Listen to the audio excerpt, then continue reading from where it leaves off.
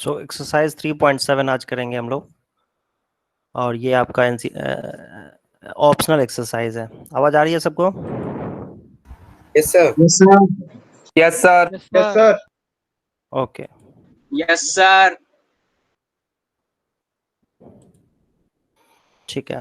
Sir मैं exercise दूसरी जगह कर रहा हूँ, मतलब घर पे जब अटेम्प्ट करी थी मैंने एक्सरसाइजेस, तो ये वाली नोटबुक में नहीं करी थी जो कि मैं मेंटेन कर रहा हूँ कैलकुलेट के लिए। कोई बात नहीं। तो सभी बच्चे देखो, इस क्वेश्चन को पढ़ो एक बार, और इसको थोड़ा सा आइडिया लगाओ इसमें कि क्या करना चाहिए, कैसे इक्वेशन सॉल्व करेंगे हम। तो हर एक क्वेश्चन में लीनियर इक्वेशन इनटू वेरिएबल्स के जो क्वेश्चंस होते हैं, उसमें हमें पहले तो जो सेंटेंसेस लिखे होते हैं उसमें दो अननोन्स होते हैं, और दो अननोन को एक्स और वाई ले लेते हैं, और फिर उसको इक्वेशन में कन्वर्ट करते हैं। ये पूरे जो सेंटेंसेस लिखे हुए हैं, इस पूरे सेंटेंस जो लिखे हुए हैं, इनको हम इक्वेशन में कन्वर्ट करके फिर सॉल्व करते हैं। तो यहाँ पर दिया हुआ है कि अनी और बीजू के एजेस फाइंड करने थे। यही दो वेरिएबल्स हैं। अनी का एज पहला वेरिएबल होगा और बीजू का एज दूसरा वेरिएबल होगा, और उनके एजेस का कुछ रिलेशन दिया हुआ है। उसमें देखो क्या है इसमें। Ages of two friends Ani and Biju differ by 3 years। तो यहाँ पर हम लिख सकते हैं let Ani's age, present age in fact, is equal to x years, और बीजू का जो है Biju's present age equal to y years। Question में लिखा हुआ है Ani's father Dharam is twice as old as Ani. तो अनीज फादर्स एज कितना हो जाएगा? Ani's father's as is equal to 2x, है ना। और बीजू जो है, Biju sisters present age, Biju की सिस्टर जो है वो हाफ है उसकी एज की, है ना। मतलब बीजू डबल है अपने सिस्टर के एज का, तो इसका मतलब ये हुआ कि बीजू की प्रेजेंट एज अभी y ईयर्स है, तो बीजू की सिस्टर की एज कितनी हो जाएगी? y/2 years। आई होप ये समझ में आ गया होगा, है ना। अकॉर्डिंग टू क्वेश्चन, क्वेश्चन में देखो क्या लिखा हुआ है, सेंटेंस को पढ़ो। एज ऑफ कैथी एंड धर्म, कैथी मतलब ये इसकी बीजू की सिस्टर है कैथी, और धर्म, धर्म कौन है? अनी का फादर है। तो इन दोनों का एज जो है वो 30 ईयर्स डिफर करता है। तो यहाँ पर हम अज्यूम करके चल रहे हैं कि जो बीजू की सॉरी अनी का जो फादर होगा ना, वही ज्यादा होगा। अनी का जो फादर है वही ज्यादा होगा, उसकी एज ज्यादा होगी, तो डिफर बाय 30 दिया हुआ है। तो ये हमारा फर्स्ट इक्वेशन है। इनफैक्ट इसको सेकंड इक्वेशन कहना चाहिए था, और पहला इक्वेशन तो यही था कि as of two friends Ani and Biju differ by 3 years। तो अब ये यहाँ पर थोड़ा सा इशू ये है कि अनी और बीजू का एज जो है वो डिफर बाय 3 years है, तो x माइनस वाई लेंगे कि y माइनस एक्स लेंगे? अब यहाँ पर ये थोड़ा सा इशू है। तो x, हाँ, x माइनस वाई की वैल्यू 3a भी हो सकती है, और x माइनस वाई की value sorry y minus x की वैल्यू भी 3 हो सकती है। तो यहाँ पर थोड़ा सा इश्यू है, क्योंकि यहाँ पर हमें डिफर बाय 3 लिखा हुआ है, तो हम इसको ये नहीं कह सकते हैं कि कौन बड़ा है कौन छोटा है। अब बेटा इसमें एक बात है, आपको देखो ये दोनों ही इक्वेशंस हैं, मतलब ये इक्वेशन दो जो है ना, वो एक्चुअली दो तरीके से लिखा जा सकता है। इनफैक्ट हम कह सकते हैं यहाँ पर ये दो दो को एक साथ लिखने की बजाय अच्छा होता हम ऐसे कर देते हैं ना, इक्वेशन 2 कर देते हैं, 3 कर देते हैं, ठीक है। तो इक्वेशन 1 और 2 का जो सॉल्यूशन होगा, इक्वेशन 1 और 2 का जो सॉल्यूशन होगा वो भी आंसर होगा, और इक्वेशन 1 और 3 का जो सॉल्यूशन होगा वो भी आंसर होगा। 1 और 3 से जो सॉल्व करके आंसर आएगा वो भी आंसर आपका होगा, ठीक है। तो एक काम करते हैं, फर्स्ट और सेकंड को सॉल्व करते हैं, फर्स्ट एंड सेकंड को सॉल्व करते हैं। Let us solve 1 and 2 first. तो इसके लिए देखो क्या होगा, फर्स्ट और 2 को सॉल्व करने के लिए 2x minus y by 2 is equal to 30 दिया हुआ है, और सेकेंड इक्वेशन को क्या किया हमने, 2 से मल्टीप्लाई कर दिया, ठीक है, और फिर सब्ट्रैक्ट कर दिया।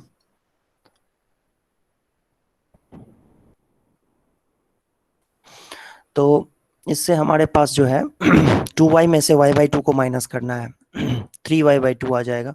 2y में से 3y/2 माइनस होगा ना बेटा, तो 3y/2 आएगा, आप कर लेना। और 30 में से 6 माइनस 24 हो जाएगा। और ये 3 के टेबल में जाता है तो 8 पे कैंसिल हो जाएगा, तो y की वैल्यू 2 8 जा 16, क्रॉस मल्टीप्लीकेशन से y इज इक्वल टू 16 आ जाएगा। अच्छा, y इज इक्वल टू 16 जो है, इसी को हम इक्वेशन 1 में पुट कर देंगे। देन x की वैल्यू जो है आप लोग कर लेना आगे। y की वैल्यू 16 अगर ले लेते हो तो 16/2 होता है 8, और ये हो जाएगा 38 19, x की वैल्यू हो जाएगी 90। इस केस में x की वैल्यू कितनी हो जाएगी 19। और वैसे भी x माइनस वाई जो था वो 3 था, तो हम तो कह ही सकते जब y 16 है तो x की वैल्यू 19 हो जाएगी।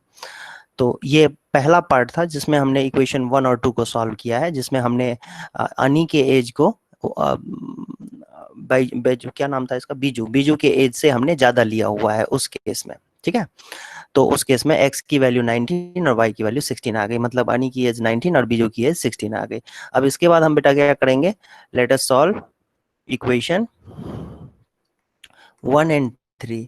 तो पहले और तीसरे इक्वेशन को अगर सॉल्व करना है हमें, तो इस केस में ऑब्वियसली क्या उल्टा हो जाएगा, सीधी सी बात है, उल्टा सब कुछ सेम रहेगा, बस उल्टा हो जाएगा, नहीं है कि नहीं?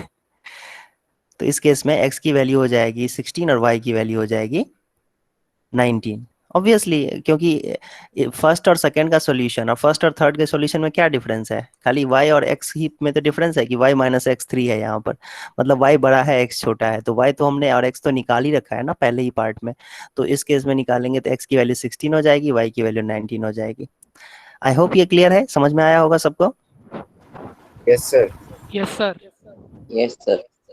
सर हाँ हाँ, सर y की वैल्यू 24 और x की वैल्यू 21 भी तो हो सकती है। y की वैल्यू सर y की वैल्यू सर 24 हाँ और x की हाँ हो 21। सकता है सर सेकंड केस में हो सकता है। सेकंड केस जो लेंगे उसमें सेकंड y की एक बार फिर से आंसर बोलना, एक बार बेटा फिर से आंसर बोलना। y की वैल्यू 24 और x की वैल्यू 21। सर 21। 21, अच्छा, मतलब ये आंसर इस तरीके से नहीं आएगा क्या, रुक जाओ एक मिनट देख लेते हैं।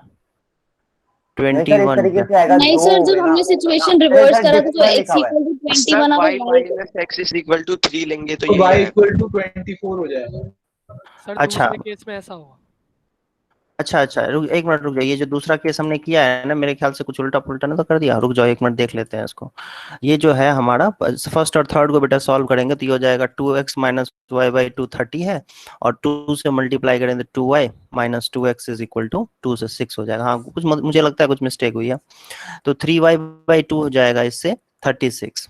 ये मिस्टेक कर दी मैंने यहाँ पर, जो एज्यूम कर लिया था ना कि खाली रिवर्स हो रहा है सिचुएशन, तो उससे आंसर सेम रहेगा, 16 और 19 रहेगा, ये मैंने गलत सोच लिया। तो ये 3 के टेबल में जा रहा है, तो फिर y की वैल्यू 24 हो जाएगी इससे। और y की वैल्यू जो 24 होगी तो पुट कर देंगे इसमें y की जगह पे 24, तो x की वैल्यू कितनी हो जाएगी यहाँ पर 21 21। तो हाँ यही आंसर है, वो 16 19 नहीं होगा वो एक्चुअली, मतलब ये जो जैसे 19 16 आया था यहाँ पर x की वैल्यू 19 और y की वैल्यू 16, तो उसी तरीके से यहाँ पर हम x को 16 y को 19 कहना गलत था वहां पर एक्चुअली, क्योंकि दो इक्वेशंस को सॉल्व करेंगे तो सॉल्यूशन चेंज हो जाएगा, तो ये आंसर है, सही बात है। x की वैल्यू 21 y की वैल्यू 24 होगी फिर उस केस में। तो ये दो आंसर्स हैं कि एक बार तो x की वैल्यू 19 और y की वैल्यू 16, और दूसरी बात x की वैल्यू 21 और y की वैल्यू 24 आ जाएगी। तो सही आपने पिक किया। आई होप ये क्लियर है, अब तो क्लियर होना चाहिए। सबसे पहले मैं फिर से एक बार एक्सप्लेन कर देता हूँ, जो इसमें जो क्वेश्चन लिखा हुआ है, अब देखो समझ में आपको 100% तब आएगा जब खुद से भी एक बार अटेम्प्ट करोगे, जब क्वेश्चन को आप खुद से ट्राई किए बिना खाली मेरे सॉल्यूशन को देखोगे और समझने की कोशिश करोगे तो उसको कोई यूज नहीं है, उसका कोई बेनिफिट नहीं है। तो पहले एक बार इसलिए मैंने कहा थोड़ा सा अटेम्प्ट लगा लो, ट्राई कर लो, और फिर उसके बाद जो है डिस्कस करेंगे हम यहाँ पर। तो पहले पढ़ना, आप उस क्वेश्चन को कोई भी क्वेश्चन दिया हुआ है उसको एक बार पढ़ना जरूरी है, क्योंकि आपने मैं जैसे अब ये क्वेश्चन है, किसी ने इस क्वेश्चन को बिल्कुल नहीं देखा है सेकंड क्वेश्चन को, और मैं इसका सॉल्यूशन एक्सप्लेन करने लग जाऊं तो हो सकता है 1% 2% समझ में आए, है ना। और जो बच्चा जानता है पहले से करा हुआ है या फिर अभी पढ़ेगा उसको समझेगा और फिर करेगा तो उसको ज़्यादा समझ में आएगा। तो एक बार खुद से भी ट्राई कर लेना और फिर उसको दोबारा मेरे ख्याल से अगर डाउट हो तो पूछ सकते हो बाद में भी, वो तरीका सही रहेगा, है ना। सर मतलब इसके दो आंसर होंगे? हाँ दो आंसर्स हो सकते हैं बिल्कुल, क्योंकि यहाँ पर जो डिफर लिखा हुआ है ना, the ages of two friends Ani and Biju differ by 3 years, इससे ही दो इक्वेशंस बनते हैं। मतलब यहाँ पर ये क्लियर नहीं है कि अनी बड़ा है या बीजू बड़ा है, ठीक है, तो आंसर तो दो हो ही जाएंगे। ओके सेकंड पार्ट में सभी बच्चे क्वेश्चन को पढ़ो और ट्राई करो। तो क्वेश्चन को बेटा सभी बच्चे उस क्वेश्चन को ट्राई करो। इसमें तो इक्वेशन दे रखी है। इक्वेशन दे कर रखी है, लिए ट्राई उसको मत देखो। सर इक्वेशन हो जो गया बना के दे रखी है ना क्वेश्चन में, उसको मत देखो।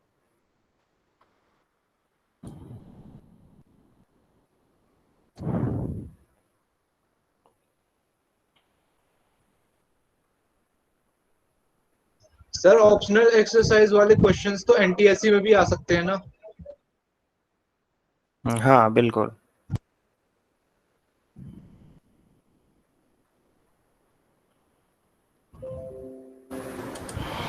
सर हाँ सर पिछले वाले क्वेश्चन हाँ में एक बोलो डाउट सा आ रहा है बोलो।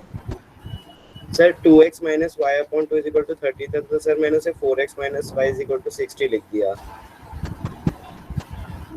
तो 2x minus y by 2 is equal to 30 है। हाँ, और तो सर मैंने उसे 4x लिख दिया minus y is equal to 60 हो जाएगा। हाँ, तो सर फिर मैंने यहाँ पे y सेकंड केस में y minus x is equal to 3 था, तो सब्स्टिट्यूशन से करा y is equal to 3 plus x. हाँ, तो y is equal to 3 plus x जब करोगे तो ऐसे करना पड़ेगा ना, ऐसे थोड़ी होता है, ऐसे करना होता है। ये सर देखा, यही करा। तो 4x माइनस 3 माइनस एक्स हो जाएगा, ये किया। Yes sir, minus x is equal to 60। तो 3x इज इक्वल टू 63 हो जाएगा। तो x की वैल्यू 21 ही तो आ रही है। Okay sir.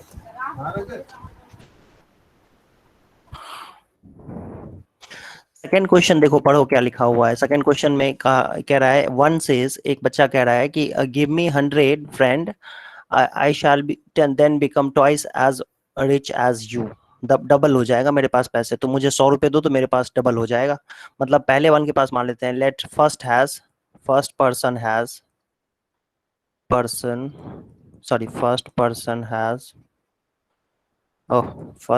Has rupees x, and second के पास मान लेते हैं उसके पास y रुपीज है।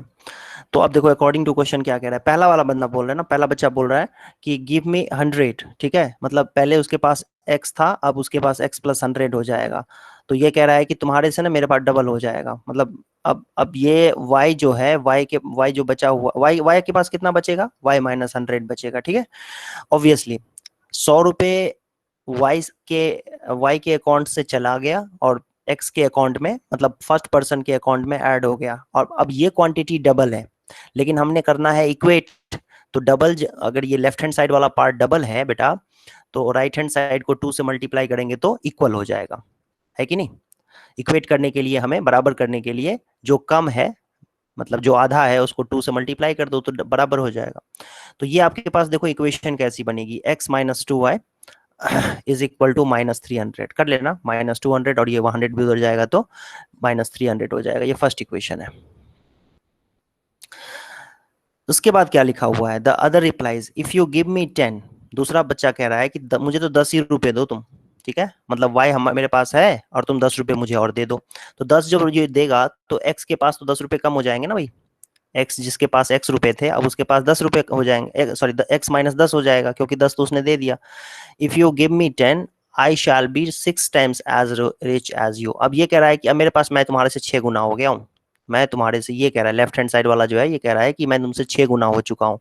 तो क्या करना पड़ेगा, राइट हैंड साइड वाले को x माइनस 10 को 6 से मल्टीप्लाई करना पड़ेगा, तो दोनों बराबर हो जाएंगे। तो आपके पास ये रिलेशन आएगा, 6x minus y is equal to 70। ये सेकेंड इक्वेशन है। इन दोनों इक्वेशंस को सॉल्व कर लेंगे। तो इस इक्वेशन को सॉल्व करेंगे बच्चों। तो पहले इक्वेशन को 6 से मल्टीप्लाई कर देते हैं, तो 6x minus 12y is equal to minus 1800, और फिर सब्ट्रैक्ट कर देते हैं। तो ये आपके पास ये कैंसिल हो गया। फर्स्ट को क्या किया है, 2 से मल्टीप्लाई कर दिया, सॉरी 6 से मल्टीप्लाई कर दिया, तो ये इक्वेशन बन जाएगी 6x minus 12y is equal to, और उसके बाद सब्ट्रैक्ट कर देंगे सेकंड में से। तो आपके पास देखो क्या बेटा, क्या बचेगा, I think sir y is equal to 170 आया। तो y की वैल्यू हो गई 170, ठीक है, y की वैल्यू 170 आ गई। अब y की वैल्यू 170 आ गई तो फिर x भी आ जाएगा, पुट कर देंगे इसी इक्वेशन में, किसी भी इक्वेशन में यहीं पर पुट कर देंगे y की जगह पे 170। तो 170 और 70 कितना होता है 240, और 240 को 6 से डिवाइड तो 40 रुपीज हो जाएगा। 40 रुपीज मतलब x के पास, पहले वाले बंदे के पास 40 रुपए थे और दूसरे के पास 170, 170 रुपीज थे। अब इसको थोड़ा सा चेक भी कर सकते हो इसमें, देखो तो पहला कह रहा था ना मेरे पास 100 दे दो मुझे, मतलब कह रहा है कि भाई 170 है तुम्हारे पास, अब मेरे पास ना तुम मुझे वो दे दो 100 रुपए दे दो। तो इसके पास कितना हो जाएगा, एक्स के पास जो कि 40 रुपए थे, अब 100 आ गए उसके पास, तो 40 और 100 कितना हो गया, 140 हो गया, 140 रुपीज हो गए। 140। हाँ, और वाई के पास कितना बच जाएगा जब 100 रुपए दे देगा, तो 70, है ना, जब 100 रुपए दे देगा तो डबल तो हो गया ना इसके पास, एक्स के पास डबल हो गया ना। सर हाँ, और ऐसे ही दूसरे वाला पार्ट को भी वेरीफाई कर सकते हो आप कि आपका आंसर सही है कि नहीं है ना। कि अगर तुम कह रहा है, दूसरा कह रहा है 10 रुपीज दे दो, अब वो 10 ले लेगा, वाई वाई जो 170 रुपए है उसके पास, 10 रुपए और आ जाएंगे तो 180 हो जाएगा उसके पास, और एक्स के पास 30 बच जाएगा। तो हो गया ना 6 टाइम्स। तो इस तरीके से देखो कितना अच्छा क्वेश्चन दिया हुआ था, ये लिखा हुआ है फ्रॉम द बीज गणित भास्कर 2, भास्कर ने जो बीज गणित किताब लिखी थी उसमें से ये क्वेश्चन लिया गया है। ओके, बीज गणित मतलब अलजेब्रा। हाँ,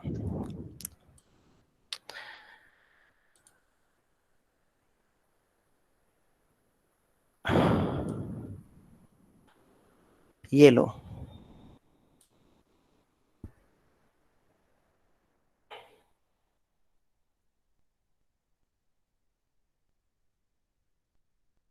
थर्ड नंबर क्वेश्चन है। अब ये डिस्टेंस और टाइम का क्वेश्चन है, स्पीड डिस्टेंस टाइम का क्वेश्चन है। अ train covered a certain distance at a uniform speed if the train would have been 10 kilometre per hour faster. एक हाइपोथेटिकल सिचुएशन दिया हुआ है कि ट्रेन की स्पीड थोड़ी ज्यादा होती तो जितना टाइम लगना था उससे 2 घंटा कम टाइम लगता, ट्रेन की स्पीड थोड़ी कम होती तो जितना टाइम लगना चाहिए था उससे 3 घंटे ज्यादा टाइम लगता। तो कह रहा है डिस्टेंस कितना ट्रेवल किया, तो बताओ। तो ये तो ऐसे पल्ले नहीं पड़ेगा, ऐसे तो सॉल्व नहीं हो पाएगा ये, जब तक कि इसको हम मैथमेटिकल मॉडल में कन्वर्ट ना करें, मतलब इक्वेशन में कन्वर्ट ना करें। नहीं तो वैसे तो बहुत ज्यादा सोचना पड़ेगा, बहुत ज्यादा दिमाग लगाना पड़ेगा, तब सॉल्व हो पाएगा। वो कोई ब्रिलियंट बच्चा ही ऐसे मेंटली कैलकुलेट करके सोच सकता है, नहीं तो इसको हमें इक्वेशन में ट्रांसफॉर्म करना पड़ेगा इस सेंटेंस को, और फिर सॉल्व करना होगा। यहां पर तो ये समझ में नहीं आ रहा है कि वेरिएबल कौन है, 2 वेरिएबल जो अननोन है ना वो कौन है। सर हमें स्पीड और टाइम के बता रखा है, डेविएशन की स्पीड और टाइम चेंज हो रहा है तो हम वही लेंगे। यस सर, वही लेंगे। हाँ, तो इसमें हम जो अननोन है ना, ये जो अननोन है इस केस में, तो अननोन को तुम कह सकते हो कि पहला अननोन तुम ऐसे करो कि डिस्टेंस ले लो, ठीक है, और दूसरा जो सॉरी अननोन है वो ले लो स्पीड। स्पीड इसमें हमें पता नहीं है, ये तो कह रहा है 10 किलोमीटर पर आवर फास्टर होता, मतलब नॉर्मल स्पीड जो है वो अगर x किलोमीटर पर आवर है, तो ये कह रहा है कि अगर x plus 10 kilometre per our speed होती तो उस केस में टाइम 2 घंटा कम लगता। तो चलो एक काम करते हैं, डिस्टेंस को ले लेते हैं, let distance is equal to, जितना डिस्टेंस ओरिजिनली ट्रेवल करना था उसको मान लेते हैं x किलोमीटर है, और स्पीड को हम अज्यूम कर लेते हैं बेटा y किलोमीटर पर आवर, ठीक है। तो नेचुरली टाइम कितना होगा इस केस में, टाइम कितना लगेगा, speed is equal to distance by time होता है, मतलब टाइम का फार्मूला क्या हो गया, distance by speed, distance by speed का मतलब x बाय y, है ना। इतना आवर टाइम लगना चाहिए था ओरिजिनली। अगर सर डिस्टेंस एक्स वाई होगा।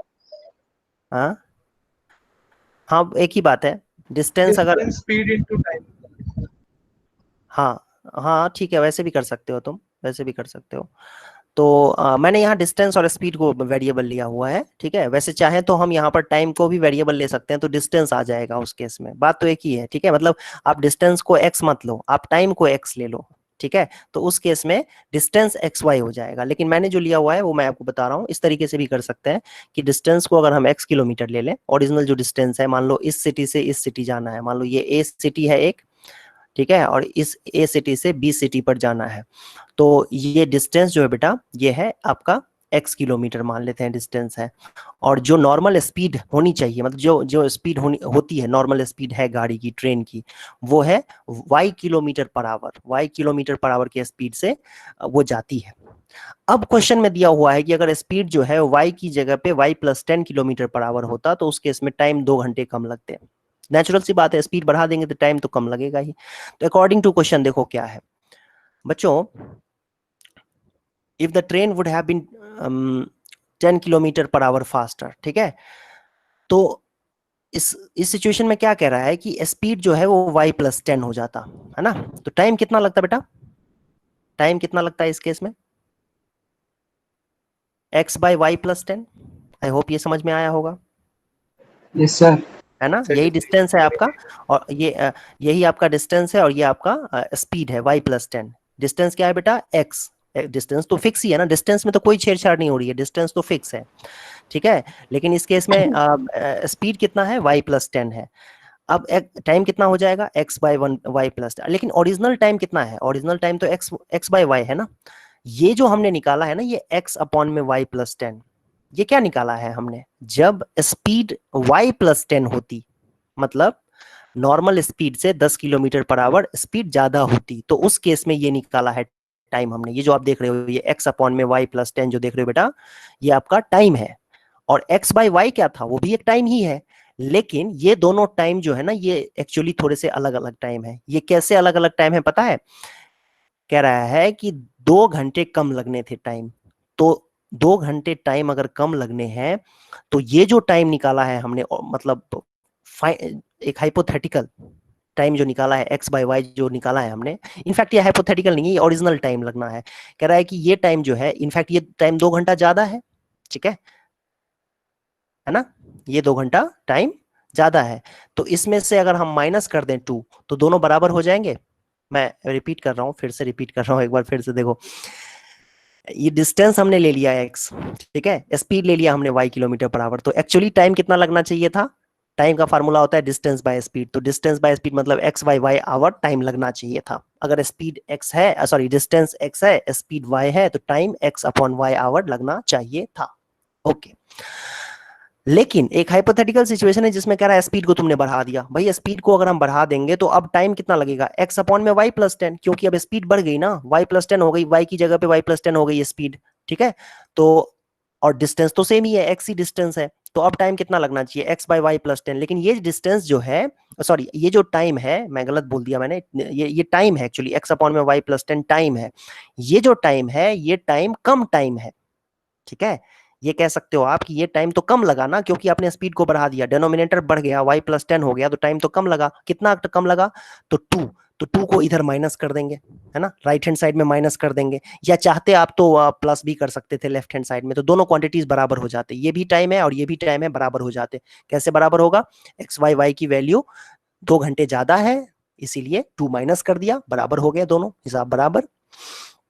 अच्छा आप इसको ऐसे भी कर सकते हो, कैसे, y प्लस 10 तो y प्लस 10 ही छोड़ दो, x को x ही छोड़ दो, इधर आप एलसीएम ले लो, x by y minus 2 by 1 है, x by y minus 2 by 1 है। बेटा कैसे करेंगे, एलसीएम लेंगे तो x माइनस 2y हो जाएगा। एग्री, सभी बच्चों को समझ में आ रहा है? Yes sir. क्रॉस मल्टीप्लीकेशन कर दो, क्रॉस मल्टीप्लीकेशन कर दो, क्रॉस मल्टीप्लीकेशन समझते हैं सभी बच्चे, ठीक है। x का y से मल्टीप्लीकेशन होगा, x y plus 10x minus 2y square minus 10 टू जा 20y। एक्स वाई से एक्स वाई कैंसिल हो जाएगा, तो आपके पास जो रिलेशन आएगी वो ये आएगी, 2y square plus 20y is equal to 10x। ये आपके पास रिलेशन आया।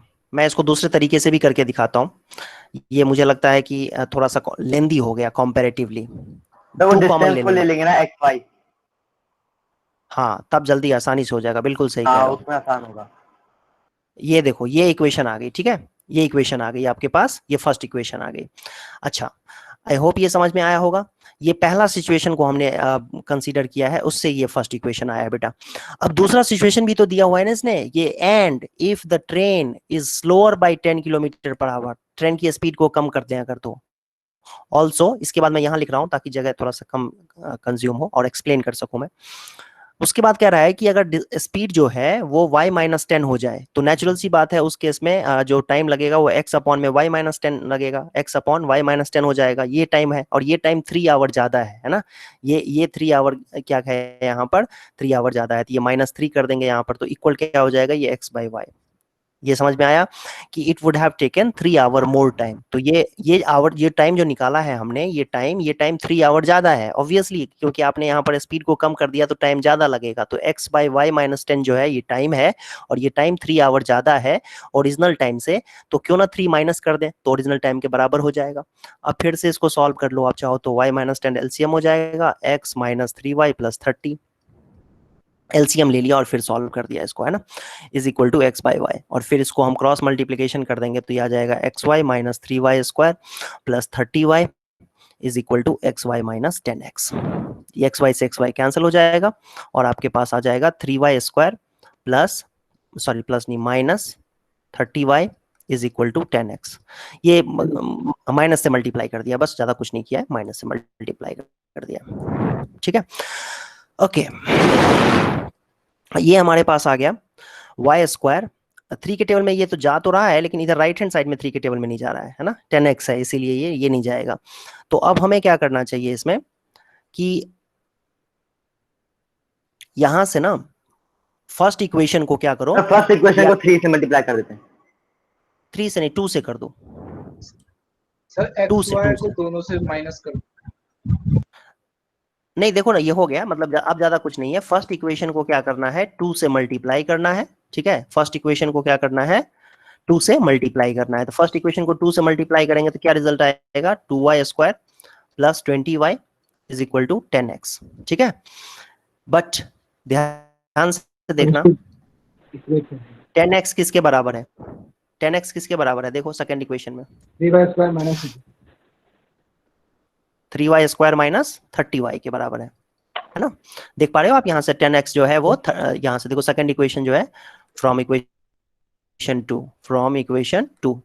तो ये आपके पास देखो क्या बनेगा, ये 2y² को जो राइट हैंड साइड में लेफ्ट हैंड साइड में 2y² है उसको राइट हैंड साइड में ले जाओगे, y² हो जाएगा -50y हो जाएगा इक्वल टू 0 और फिर y कॉमन आ जाएगा तो y - 50 इज इक्वल टू 0। तो यहाँ से y की वैल्यू या तो 0 आएगी या 50 आएगी, ऑब्वियसली 0 तो ले नहीं सकते हैं, y की वैल्यू 0 या 50 आएगी तो y की वैल्यू क्या लेंगे 50 लेंगे, ये 0 तो ले ही नहीं सकते हैं। आई होप ये क्लियर है ये। और y की वैल्यू जब 50 लेंगे तो x की वैल्यू कितनी हो जाएगी, y की वैल्यू जब 50 लेंगे तो x की वैल्यू कितनी लेंगे 120। हाँ 2500 और 530, हाँ नहीं 2500 और 500 कितना हुआ 3000 डिवाइड बाय 5 कितना होता है 600 हो गया। तो x की वैल्यू आ गई 600 और y की वैल्यू हो गई 50, यही आंसर है। और निकालना क्या था बाय द वे इसमें हमें निकालना था डिस्टेंस मतलब x निकालना था, तो 600 किलोमीटर है, ठीक है, ये आएगा। यस सर, इस वाले में डायरेक्ट सर मेरे पास इसका एक शॉर्टकट मेथड, मेरे पास इसका हेलो सर इसमें सब एलिमिनेशन भी तो कर सकते थे। सब कुछ कर सकते हैं बेटा, इसमें ऐसा थोड़ी है कि एक तरीका तो होता नहीं है, ठीक है, कई तरीके होते हैं ना इसमें, तो सब कुछ कर सकते हैं, बहुत कुछ कर सकते हैं इसमें। एलिमिनेशन कर सकते हैं, सब्स्टिट्यूशन कर सकते हैं, क्रॉस मल्टीप्लिकेशन कर सकते हैं, सब कर सकते हैं, ठीक है। तो जैसे भी करो, इक्वेशंस 2 इक्वेशंस बन गए, उसके बाद हमें अल्टीमेटली दोनों इक्वेशंस को सॉल्व करके x और y की वैल्यू निकालनी थी। तो इसमें हुआ क्या कि क्योंकि y में इक्वेशन बन गया तो 2 वैल्यूज आ रही थी y की, एक तो 0 और एक 50। तो ऑब्वियसली 0 और 50 जो है यहाँ पर देखो 0 और 50 में 0 को तो नहीं लेंगे, y क्या है हमारा यहाँ पर, y हमारा यहाँ पर स्पीड था, तो स्पीड 0 किलोमीटर तो होगा नहीं पर आवर, तो 50 लेंगे फिर, और x की वैल्यू 50 इसमें रख देंगे किसी भी इक्वेशन में 1 में या फिर 2 में, तो हमें x की वैल्यू मिल जाएगी जो कि 600 है और वही आपका डिस्टेंस है, तो x की वैल्यू आपके पास आ जाएगी। तो ये वन ऑफ द मेथड्स था ये, और ये इसमें ये लेंदी थोड़ा सा लग रहा होगा कुछ बच्चों को, तो उसके लिए मैं एक शॉर्टकट, हम लोग शॉर्टकट देख लेते हैं। शॉर्टकट क्या है वो एक्चुअली उसमें ये एजम्पशन थोड़ा सा डिफरेंट हमें लेना होगा। एजम्पशन क्या डिफरेंट लेना होगा, ये समझ में आ गया तो वेरी गुड, नहीं तो फिर देखो एक बार हम क्या एक दूसरे तरीके से करने जा रहे हैं। दूसरे तरीका मतलब एजम्पशन थोड़ा सा डिफरेंट हम ले लेंगे। देख लो ध्यान से एक बार, ये भी समझ में आपको आ जाएगा। इसमें क्या करना चाहिए हमें बच्चों, हमें इसमें स्पीड को ले लेना चाहिए x, ऑल्टरनेट तरीका है ये, स्पीड को ले लेना चाहिए x किलोमीटर पर आवर और टाइम को ले लेना चाहिए हमें y आवर, ठीक है। तो डिस्टेंस कितना हो जाएगा, स्पीड इनटू टाइम, मतलब xy किलोमीटर डिस्टेंस आ जाएगा आपका। समझ में आया ये? तो डिस्टेंस यही होता ही है, पता ही है आपको। अब क्वेश्चन में देखो क्या लिखा हुआ है, क्वेश्चन में लिखा हुआ है कि if the train would have travelling 10 kilometre per hour faster, ठीक है, मतलब कह रहा है कि अगर स्पीड जो है वो x की बजाय x प्लस 10 होता, ठीक है, तो 2 घंटा टाइम कम लगता, मतलब टाइम जो लगना था y लगना था टाइम, अब वो कितना लगेगा, y माइनस 2 लगेगा। और ये x प्लस 10 और y माइनस 2 को बेटा हम मल्टीप्लाई अगर कर देते हैं तो ये हमने क्या निकाला है, x माइनस 10 हमारा नया स्पीड है और ये नया टाइम है। समझ रहे हो बात को, x प्लस 10 हमारा नया स्पीड है और y माइनस 2 नया टाइम है, और दोनों को मल्टीप्लाई कर देंगे तो ये डिस्टेंस के बराबर ही होगा। लेकिन डिस्टेंस कुछ नया नहीं है, डिस्टेंस तो सेम ही रहना है, क्योंकि डिस्टेंस तो उतना ही चलना है ना, ज्यादा आगे नहीं निकल सकते हैं हम। डिस्टेंस जितना दिया हुआ है ए से बी तक उतना ही चलना है हमें, ए से बी तक ही जाना है। स्पीड को 10 किलोमीटर पर आवर बढ़ा दिया, टाइम तो कम लगेगा लेकिन डिस्टेंस तो उतना ही ट्रेवल होगा। तो ये जो निकाला है x plus 10 into y minus 2, ये है स्पीड इंटू टाइम और ये होता है डिस्टेंस, लेकिन डिस्टेंस तो एक्स वाई है, तो ये एक्स वाई आ गया। अब आप इसको सॉल्व करोगे ना तो ये आपके पास आ जाएगा मल्टीप्लिकेशन करके ऐसा, और बड़ा स्मूथ सा बड़ा सिंपल सा इक्वेशन बन जाएगा ये 2x, इनफैक्ट 2 कॉमन ले सकते हैं इसमें, तो ये आ जाएगा आपका x, या छोड़ो एक काम करते हैं y माइनस लिख देते हैं, 5y minus x minus 10 is equal to 0। ये आपका इक्वेशन नंबर 1 बन गया। ऐसे ही दूसरे स्टेटमेंट को पढ़ के इक्वेशन बनाओ, कि दूसरे स्टेटमेंट में कह रहा है कि जो speed x kilometre per our है, टॉप पे देखो यहां पर, अब वो x नहीं है, x माइनस 10 है, ठीक है। तो टाइम जो कि y है, अब वो टाइम y नहीं होगा, y प्लस 3 हो जाएगा, ठीक है, क्योंकि अब टाइम तो y 3 घंटे ज्यादा टाइम लगते हैं ना बच्चों, तो y प्लस 3 लगेंगे टाइम, जो पहले y लगता था y प्लस 3 टाइम लगेगा।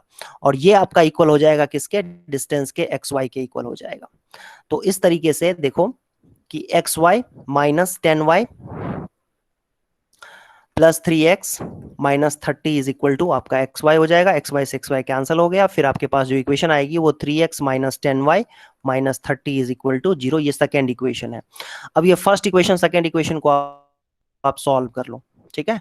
कैसे सॉल्व करेंगे जानते हैं सभी बच्चे, कैसे सॉल्व करते हैं इसको। पहले इक्वेशन को 3 से मल्टीप्लाई कर देते हैं, पहले इक्वेशन को 3 से मल्टीप्लाई करेंगे तो क्या बनेगा, 15y minus 3x minus 30 is equal to 0, और फिर दोनों को कर दो ऐड करोगे तो देखो क्या हो जाएगा, ये 3x से 3x कैंसिल हो जाएगा। ऐड इसलिए किया है क्योंकि ऐड करने से ही ये 3x और 3x कैंसिल हो रहा है, तो इसलिए ऐसा किया है। और 15y और माइनस 10y है, तो क्या बचेगा 5y, और माइनस 30 कितना होता है 60 इज इक्वल टू 0। तो y की वैल्यू कितनी हो जाएगी 12, y की वैल्यू कितनी हो जाएगी इसमें 12, और y की वैल्यू अगर 12 आ गई, अरे y की वैल्यू पिछले क्वेश्चन में अलग आई थी क्या,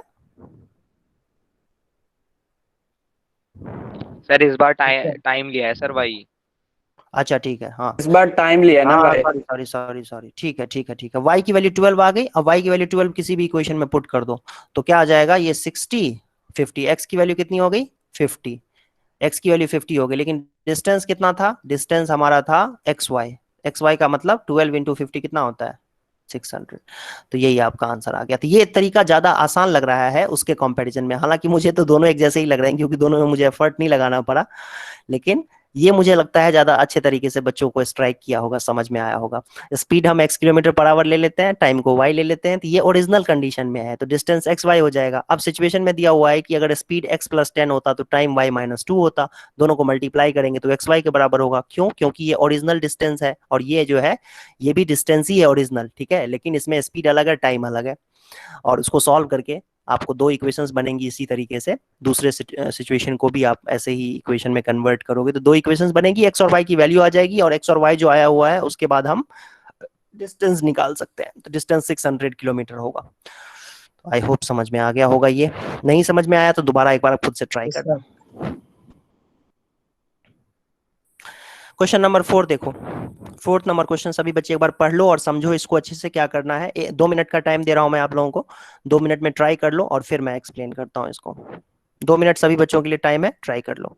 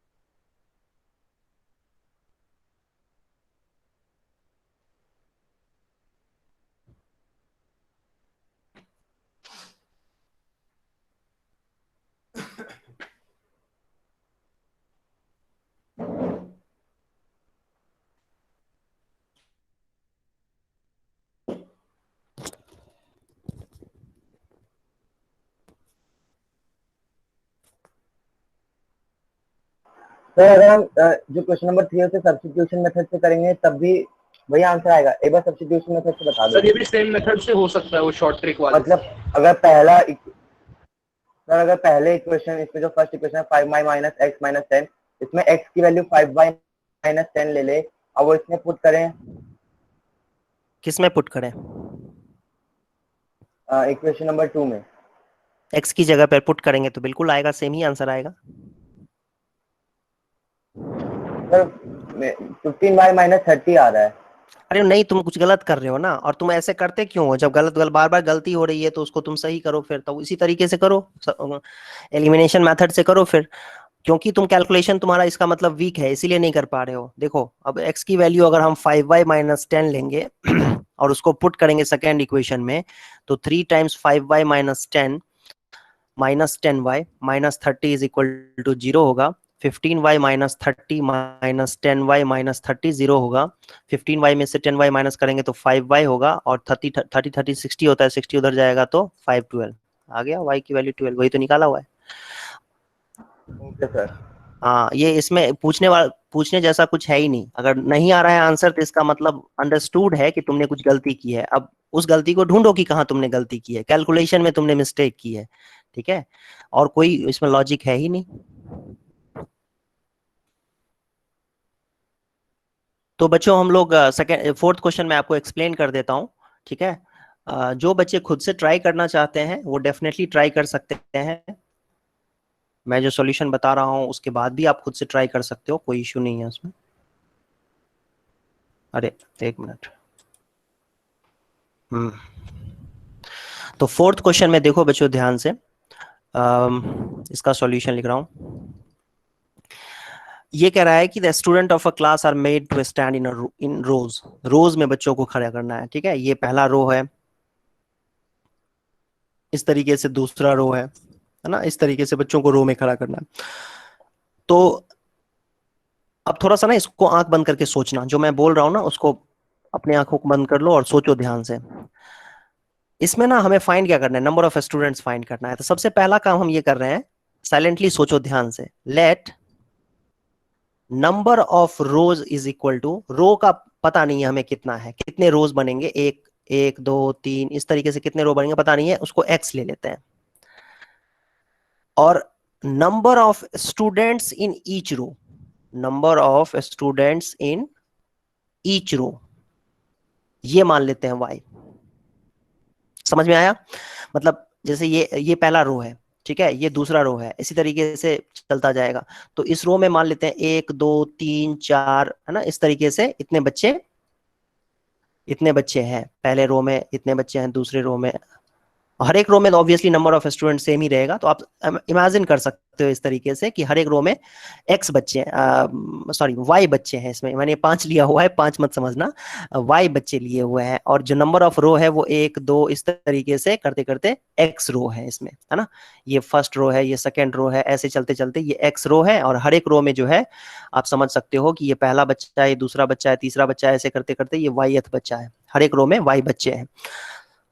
तो टोटल नंबर ऑफ स्टूडेंट्स कितना हो जाएगा? टोटल नंबर ऑफ स्टूडेंट्स कितना हो जाएगा, गेस करो। XY x y, XY x y हो जाएगा।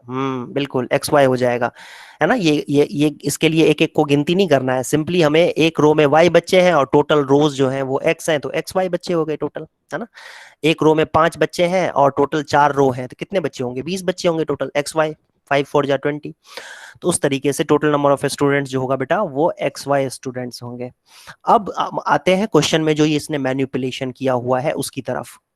ये कह रहा है कि if 3 students are extra in a row, मतलब जो पहले y बच्चे बैठा रखे थे हर एक रो में, अब वो y नहीं y+3 बच्चे हैं। अकॉर्डिंग टू क्वेश्चन y बच्चे नहीं है, कितने हैं अब इसमें, y+3 बच्चे हैं हर एक रो में, अब y+3 बच्चे हैं।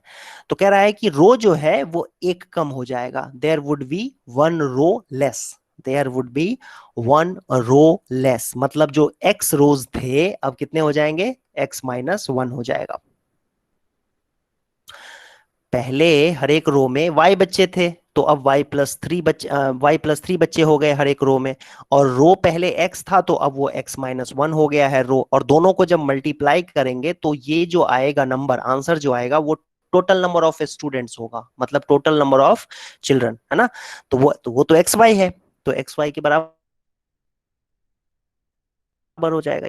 ये समझ में आया, ठीक है। y+3 अब हमारे पास नया रो है, ये नया नंबर ऑफ रो है, और अब नंबर ऑफ रो नहीं, हम क्या गलत बोल दिया मैंने, number of students in each row है y+3, नए सिचुएशन में जहां पर ये क्वेश्चन में कह रहा है ना, if 3 students are extra in a रो, तो भाई अब y के बच्चे नहीं है, y बच्चे नहीं है हर एक रो में, अब हर एक रो में y+3 बच्चे हैं, और रो अब x नहीं है, x-1 है, और दोनों को मल्टीप्लाई करने पे मतलब number of students in each row और नंबर ऑफ रो दोनों को मल्टीप्लाई करने पे टोटल नंबर ऑफ स्टूडेंट्स ही आता है, और लेकिन टोटल नंबर ऑफ स्टूडेंट तो एक्स वाई है, इसीलिए एक्स वाई के बराबर होगा। अब इसको सॉल्व करो, x y plus 3x-y-3 is equal to x y होगा, और एक्स वाई से एक्स वाई कैंसिल हो जाएगा, तो 3x-y-3 इज इक्वल टू 0। ये पहला इक्वेशन आ गया, ये पहला इक्वेशन। सर, हाँ बोलो सर हमारी मैम कहती है कि रिड्यूसिबल फॉर्म में कर, वैसे ये तो नहीं, पर जैसे एक्स वाई वाले क्वेश्चन होते हैं ना उन्हें रिड्यूसिबल फॉर्म में कर देना चाहिए, तो जरूरी होता है। एक्स वाई वाले फॉर्म रिड्यूसिबल का मतलब, सर जैसे इसमें तो नहीं, पर जैसे कुछ क्वेश्चन आते हैं जैसे 3x + y is equal to xy, तो उसमें हम xy को 3x + y के नीचे ले जाएंगे और 3/y प्लस 1/x उसमें किया जाएगा, उसमें और तो कोई तरीका ही नहीं। हाँ, तो उसमें और कोई तरीका ही नहीं है, उसमें वैसे ही करना पड़ेगा 1/x, है ना। ये यहाँ ऐसा नहीं है, यहाँ पर तो xy कैंसिल हो गया, ठीक है। जब ऐसा इक्वेशन होगा तब ऐसा इक्वेशन हमने किया ना, इस तरीके का इक्वेशन बनता है, तो ऐसा किया तो था, याद करो। इस तरीके का इक्वेशन होगा तो उसमें रिड्यूस ही तो करना पड़ेगा 1/x। अरे भाई सिंपल सी बात है, x + y अगर 3xy आ गया, दोनों तरफ xy से डिवाइड करना पड़ेगा, xy से डिवाइड करना पड़ेगा, और फिर xy से xy कैंसिल हो जाएगा, इधर 1/x 1/y बच जाएगा, है ना। तो इसमें तो रिड्यूसिबल ही है, रिड्यूस ही करना पड़ेगा लीनियर इक्वेशन में।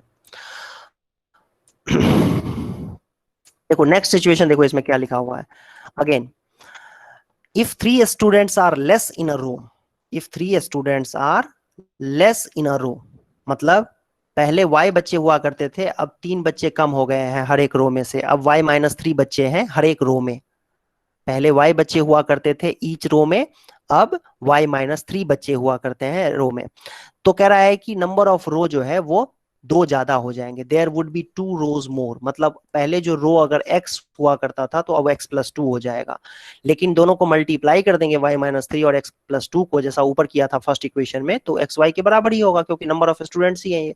फिर इसको भी सॉल्व कर लो भाई, -3x + 2y - 6 is equal to xy, xy से xy कैंसिल हो गया, और -3x सॉरी सेकेंड इक्वेशन आ गया, और ये फर्स्ट और सेकेंड इक्वेशन को कर दो ऐड।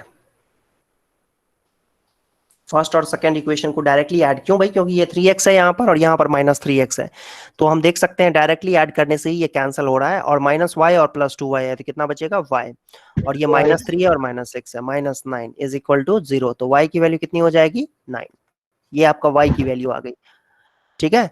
अब y की वैल्यू आ गई तो एक्स भी आ जाएगा, ठीक है। किसी भी इक्वेशन में फर्स्ट या सेकंड इक्वेशन में पुट कर देंगे तो एक्स की वैल्यू कितनी हो जाएगी 4, ठीक है। 4 हाँ, और नंबर ऑफ स्टूडेंट तो एक्स वाई था, नंबर ऑफ स्टूडेंट्स क्या था एक्स वाई, 36। तो ये कितना हो जाएगा 36, 9 4 जा 36। तो इस तरीके से ये क्वेश्चन को करना था।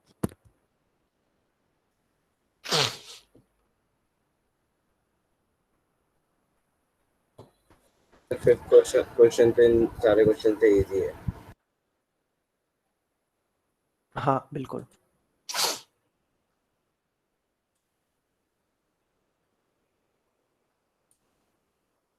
नेक्स्ट देखते हैं, अभी 2 क्वेश्चन और है, 2 क्वेश्चन और देखते हैं।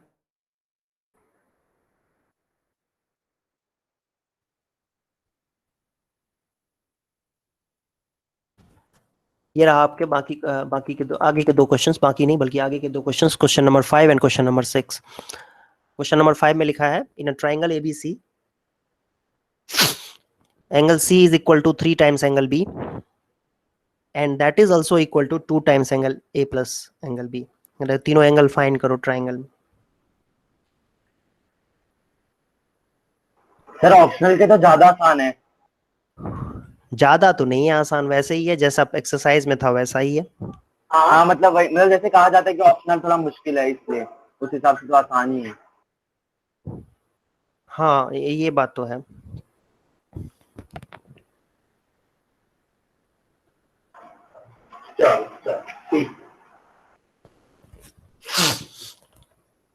क्वेश्चन नंबर 5 देखें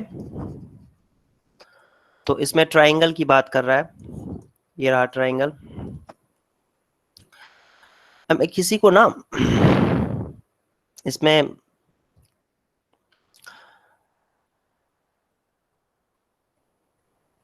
एंगल C को मान लो तुम की Y है या X है, एंगल C को मान लेते हैं X है। तो अगर ये X है तो B कितना हो जाएगा, x/3 हो जाएगा, ठीक है। एंगल B कितना हो जाएगा x/3 और angle A plus angle B कितना हो जाएगा,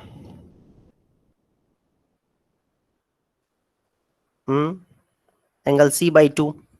देख पा रहे हो इन दोनों को, इसको इक्वेट कर देंगे तो angle A plus angle B कितना हो जाएगा, एंगल C/2। लेकिन एंगल C तो x है तो x/2 हो जाएगा, तो angle A plus angle B कितना हो जाएगा x/2। लेकिन इसमें भी इसमें से एंगल A की वैल्यू निकाल लेंगे क्योंकि B को x/3 पुट करके। हाँ ये क्या linear equation in one variable से हो जाएगा। तो और एंगल B जो है वो तो x/3 है, तो x/3 is equal to x/2 हो जाएगा। फिर इसको इधर ले आएंगे तो एंगल A जो है वो x/2 माइनस x/3 होगा, तो ये x/6 हो जाएगा। तो एंगल A आ गया x/6, एंगल B आ गया x/3 और एंगल C आ गया x। अब इसको तीनों को ऐड कर देंगे x plus x/3 plus x/6, तो मतलब इन तीनों को अगर ऐड कर देते हैं तो ये 180 डिग्री के बराबर हो जाएगा। 6 एलसीएम है,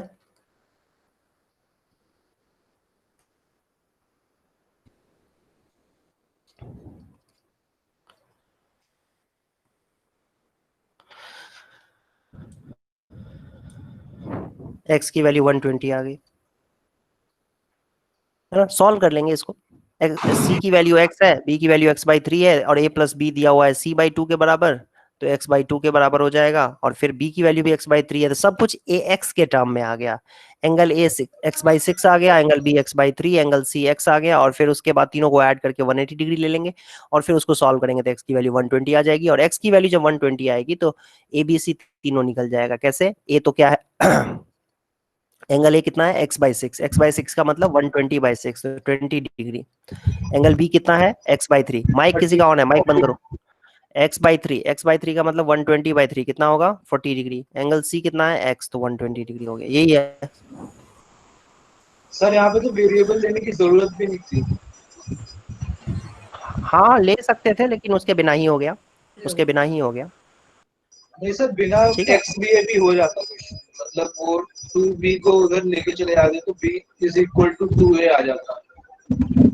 गिवन इन्फॉर्मेशन। हाँ बिल्कुल, हाँ कई तरीके से कर सकते हैं, बिल्कुल किसी को भी किसी तरीके से भी कर सकते हैं, ठीक है, इसमें कोई इश्यू नहीं है, कैसे भी कर सकते हैं। तो ये था फिफ्थ क्वेश्चन जिसमें कि एक ही वेरिएबल से काम चल गया, तो ये क्वेश्चन कंप्लीट हो गया। क्वेश्चन नंबर 6 देखें सभी बच्चे, क्वेश्चन नंबर 6 को पढ़ो क्या लिखा हुआ है।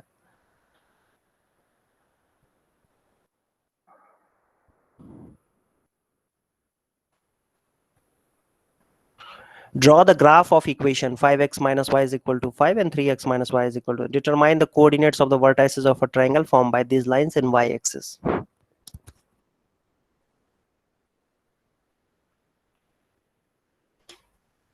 सर हम बिना ग्राफ बनाए भी ये क्वेश्चन कर सकते हैं ना? हाँ लेकिन क्वेश्चन में लिखा हुआ है ना ड्रॉ द ग्राफ्स, तो ग्राफ पेपर पे बनाना पड़ेगा, मतलब एग्जाम में आएगा तो बनाना पड़ेगा, लेकिन कोऑर्डिनेट्स फाइंड करने के लिए वैसे उसके बिना भी हो जाएगा।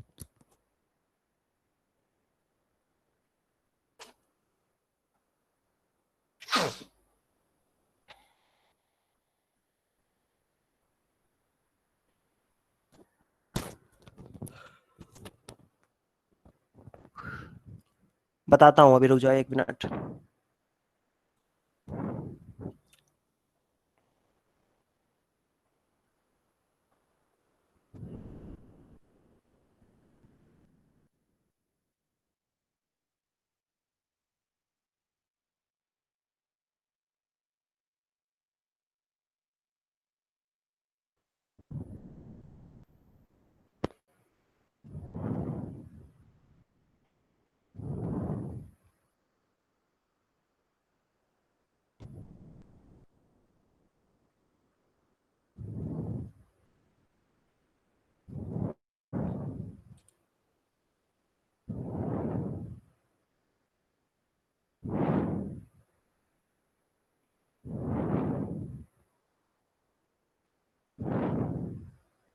एक मिनट रुक जाओ बच्चों, बता रहा हूँ।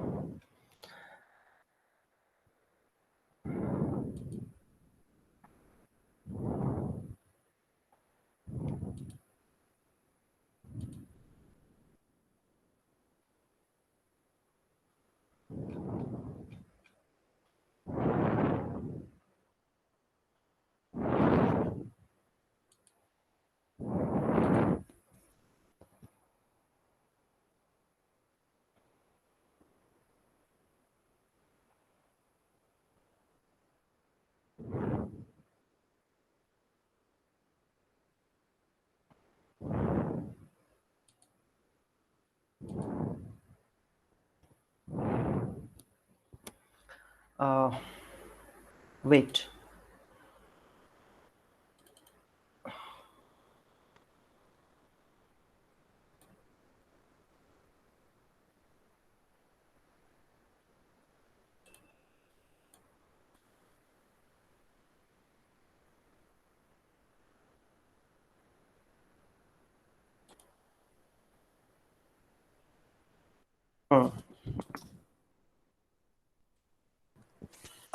इसमें हम कर सकते हैं 5x minus y is equal to 5 है, तो इसमें एक टेबल बनाना होता है हमें जिसमें x और y को लेते हैं। x को एक बार 0 कर देते हैं, x को 0 करेंगे बेटा तो y की वैल्यू क्या आ जाएगी -5, और y को 0 कर देंगे तो x की वैल्यू क्या आ जाएगी 1। और दूसरा इक्वेशन है 3x minus y is equal to 3, तो इसके लिए टेबल बनाएंगे x और y का, तो x की वैल्यू 0 लेंगे तो y की वैल्यू हो जाएगी -3, और y की वैल्यू 0 लेंगे तो x की वैल्यू हो जाएगी 1। तो एक काम देखते हैं हम, इसमें एक काम करते हैं कि अरे बाबा ये बड़ा होगा क्या, बड़ा कर देते इसको, रुक जाओ, इसको थोड़ा सा पहले एक्सपैंड करने दो। ठीक है, इसको यहाँ पर मैं क्या करता हूँ, ओरिजिन ले लेता हूँ, ठीक है, और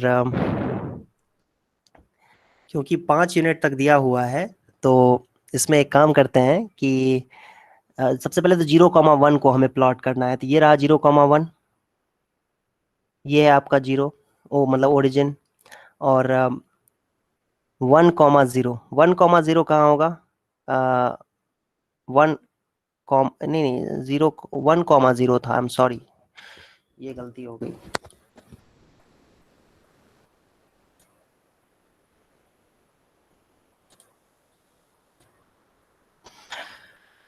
ये तो गंदा ही काम हो गया बेटा, नहीं? हाँ सर अब ठीक। ग्राफ के बजाय ग्राफ की बजाय सर ग्राफ के बजाय सही बोल अपन रहा है। एक्स को जीरो ये लेके देखो, पहले दो सॉल्यूशंस निकाल के फिर दोनों को सॉल्व करके 3 वर्टिसेस निकाल लेते हैं ना। वैसे हो हाँ, सकता है पर गिवन है क्वेश्चन में कि हमें ग्राफिकली करना है। 1 क्योंकि कॉमा सर 0 है और 0 कॉमा -3 है। देखो हो गया, हो गया। ये रहा -1, ये रहा -2 और ये रहा -3, ये रहा पॉइंट, ये रहा तीसरा लाइन, है ना? इस तरीके से प्लॉट करना पड़ेगा। एक्सपेरिमेंट फेल हो गया मेरा, ठीक है? ये रहा -4, ये होगा -5 और ये है, तो इस तरीके से बनेगा। अच्छा नहीं बन पाएगा ऑब्वियसली, उतना अच्छा नहीं होना। जो मैं बताने की कोशिश कर रहा था ना, वो एक्चुअली पर्पस हुआ नहीं सॉल्व। तो ये आपका देखो, ग्राफ पेपर पे ड्रॉ करोगे तो कुछ इस तरीके का आपको दिखेगा, उतने अच्छे से सर नहीं बन पाया। स्केल से करेंगे तो अच्छा दिखेगा ऑब्वियसली। सर एक स्केल से भी अच्छा नहीं दिख रहा उतना, बहुत हाँ ठीक गंदा है, सा ये वाला ग्राफ पार्ट है। है।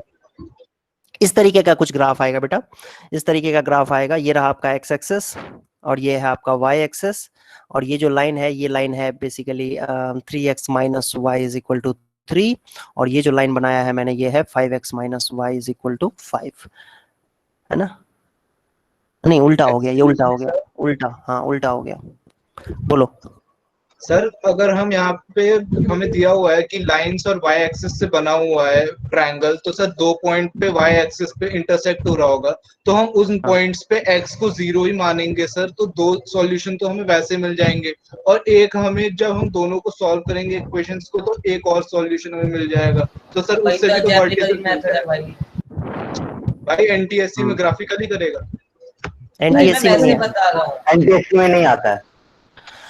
ठीक है? देखो इधर मान लेते हैं ये 1 यूनिट है और ये 2 यूनिट है। इस तरीके से थोड़ा ज्यादा बड़ा कर देता हूँ, क्योंकि मुझे लगता है हाथ से बनाना ज्यादा आसान है इसे नॉर्मली ग्राफ पेपर के कंपैरिजन में। और ये है आपका -1, ये है आपका -2, ये है आपका -3, और थोड़ा सा और बड़ा करते हैं तो ये आपका बन जाएगा बेटा -4, और ये बन जाएगा आपका -5।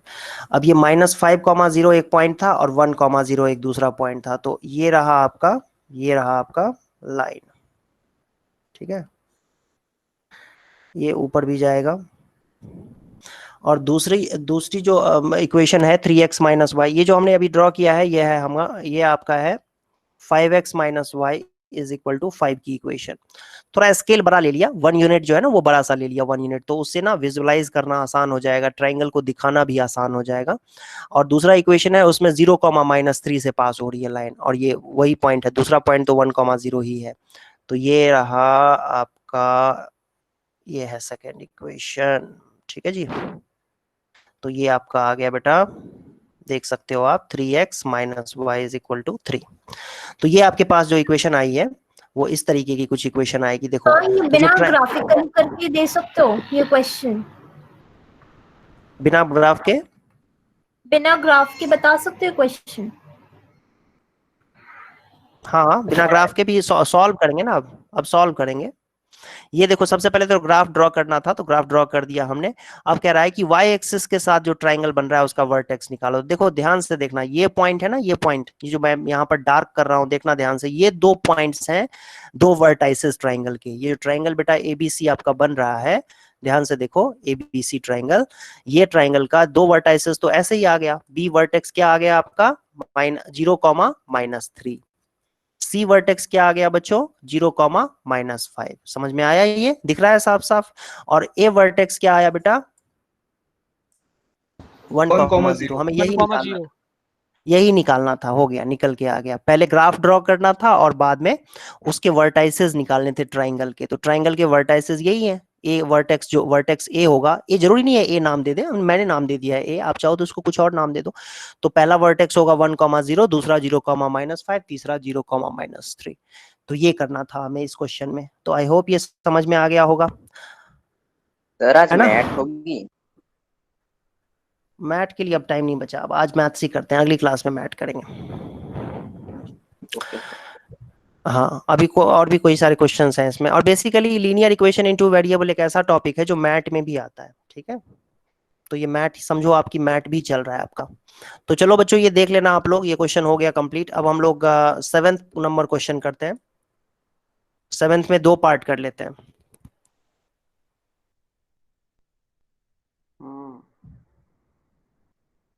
ये देखो 7th क्वेश्चन के 2 पार्ट्स हैं। ये इक्वेशंस जो है वो थोड़े अजीब से हैं इस सेक्शन में, मतलब इस क्वेश्चन में अजीब इसलिए है क्योंकि इसमें a x plus B y plus c की जगह में ना उसमें नंबर्स नहीं, कुछ अल्फाबेट्स दिए हुए हैं। लेकिन ज्यादा कुछ दिमाग लगाने की जरूरत नहीं है मेरे ख्याल से। आसानी से आप कर सकते हो, जैसे आपको अच्छा लगे। कैलकुलेशन आपका स्ट्रांग होना चाहिए तो आप कर सकते हो इजीली। जैसे यहाँ पी एक्स है और यहाँ पर सर क्रॉस क्यू एक्स है। मल्टीप्लिकेशन से आसानी से हो जाएगा ना? फर्स्ट इक्वेशन को बेटा, फर्स्ट इक्वेशन को q से मल्टीप्लाई करके और सेकंड इक्वेशन को p से मल्टीप्लाई करके और माइनस कर दो। तो फर्स्ट इक्वेशन को q से मल्टीप्लाई करेंगे तो पी क्यू एक्स हो जाएगा प्लस क्यू स्क्वायर वाई हो जाएगा, P Q minus Q square हो जाएगा। और सेकंड इक्वेशन को p से मल्टीप्लाई करेंगे तो P Q X minus P square Y is equal to P square plus P Q. और फिर माइनस करना है तो माइनस कर दिया, लो माइनस माइनस, ये वाला पार्ट कैंसिल हो जाएगा, y बचेगा P square plus q square, है ना। Q square plus p square बचेगा, लेकिन Q square plus p square को हम P square plus q square भी लिख सकते हैं। ये पी क्यू से पी क्यू भी कैंसिल हो गया, फिर माइनस कॉमन आ जाएगा। देखो माइनस क्यू स्क्वायर बेटा, यहाँ माइनस पी स्क्वायर, तो माइनस कॉमन ले लेंगे तो क्या मिलेगा, P square plus q square. और फिर इसको इससे कैंसिल भी कर देंगे तो y की वैल्यू कितनी आ गई, -1 हो गया। y की वैल्यू -1 मल्टीप्लिकेशन से कर दोगे? ये पंगेबाज लग रही है ये लड़की। ठीक है, y की वैल्यू -1 हो जाएगी, इसमें पुट कर दो y की जगह पे -1 तो x भी आ जाएगा। ठीक है जी, क्या आएगा x की वैल्यू पता है, 1। करके देख लो, मेरे ख्याल से दिख गया मुझे। माइनस क्यू कैंसिल हो जाएगा, पी एक्स पी आ जाएगा, x की वैल्यू 1 हो जाएगा। हाँ जी, ये क्या कह रहे हो इसमें, क्रॉस मल्टीप्लीकेशन से। क्रॉस मल्टीप्लीकेशन के लिए पहले कोएफिशिएंट्स को लिख लो, q लिख दिया माइनस p लिख दिया, फिर p माइनस q लिख दिया, in fact minus times q minus p हो जाएगा। ये q माइनस p लिखना पड़ेगा और माइनस p माइनस q लिखना पड़ेगा, सॉरी, फिर p लिखना पड़ेगा, q लिखना पड़ेगा और ये q लिखना पड़ेगा और माइनस p लिखना पड़ेगा। ठीक है जी, ये आ गया। अब इससे इसको मल्टीप्लिकेशन करो, minus P Q minus Q square, minus की जगह प्लस पी क्यू हो जाएगा, माइनस पी स्क्वायर आ जाएगा, इक्वल टू वाई अपॉन में, किसी का माइक ऑन है बेटा, माइक बंद कर लो, plus p square plus P q is equal to 1 upon में minus P square minus Q square, x upon में minus P square minus Q square is equal to y upon में p square plus q square is equal to -1 upon में p square plus, हो गया ना। इसको equate करेंगे तो x की वैल्यू हो जाएगी, x की वैल्यू हो जाएगी माइनस से माइनस कैंसिल 1, और इन दोनों को इक्वेट करेंगे तो y की वैल्यू हो जाएगी -1। ठीक है, क्रॉस मल्टीप्लिकेशन से इस तरीके से कर सकते हैं। आई होप ये समझ में आया होगा। क्रॉस मल्टीप्लिकेशन से अगर नहीं करना, ये क्रॉस मल्टीप्लिकेशन से मेरे ख्याल से प्रैक्टिस अगर आप करते हो ना, प्रैक्टिस के बाद, एक लेवल के प्रैक्टिस के बाद ही आपको कंफर्ट आएगा उसमें, है ना, कंफर्टेबली आप कर सकते हो। लेकिन अभी मुझे लगता है कि एलिमिनेशन मेथड में आप लोग थोड़ा बहुत कंफर्टेबल हो चुके हो, तो ये ज्यादा आसान लगा होगा बच्चों को, जहां तक मुझे समझ में आ रहा है। ये लग रहा होगा बच्चों को थोड़ा अजीब सा, तो ये इस तरीके से कर सकते हैं क्वेश्चन को बेटा। आपको अगर इस तरीके से ही समझ में आ गया एलिमिनेशन मेथड से तो कोई इशू नहीं है। अगर किसी को क्रॉस मल्टीप्लिकेशन से करना है तो इस तरीके से कर सकते हैं, कोएफिशिएंट्स को अरेंज करके इजीली। हालांकि इसमें जो टर्म्स है वो p माइनस क्यू 2 टर्म्स दिए हुए हैं, तो थोड़ा सा उसकी वजह से कॉम्प्लिकेट हो रहा है, लेकिन कोई बात नहीं। अब सेकंड पार्ट है इसका। सेकंड पार्ट देखो, सेकंड पार्ट में ax plus B Y C दिया हुआ है और bx प्लस ए वाई 1 प्लस सी दिया हुआ है, फिर सॉल्व करना है। तो इसको कैसे करेंगे,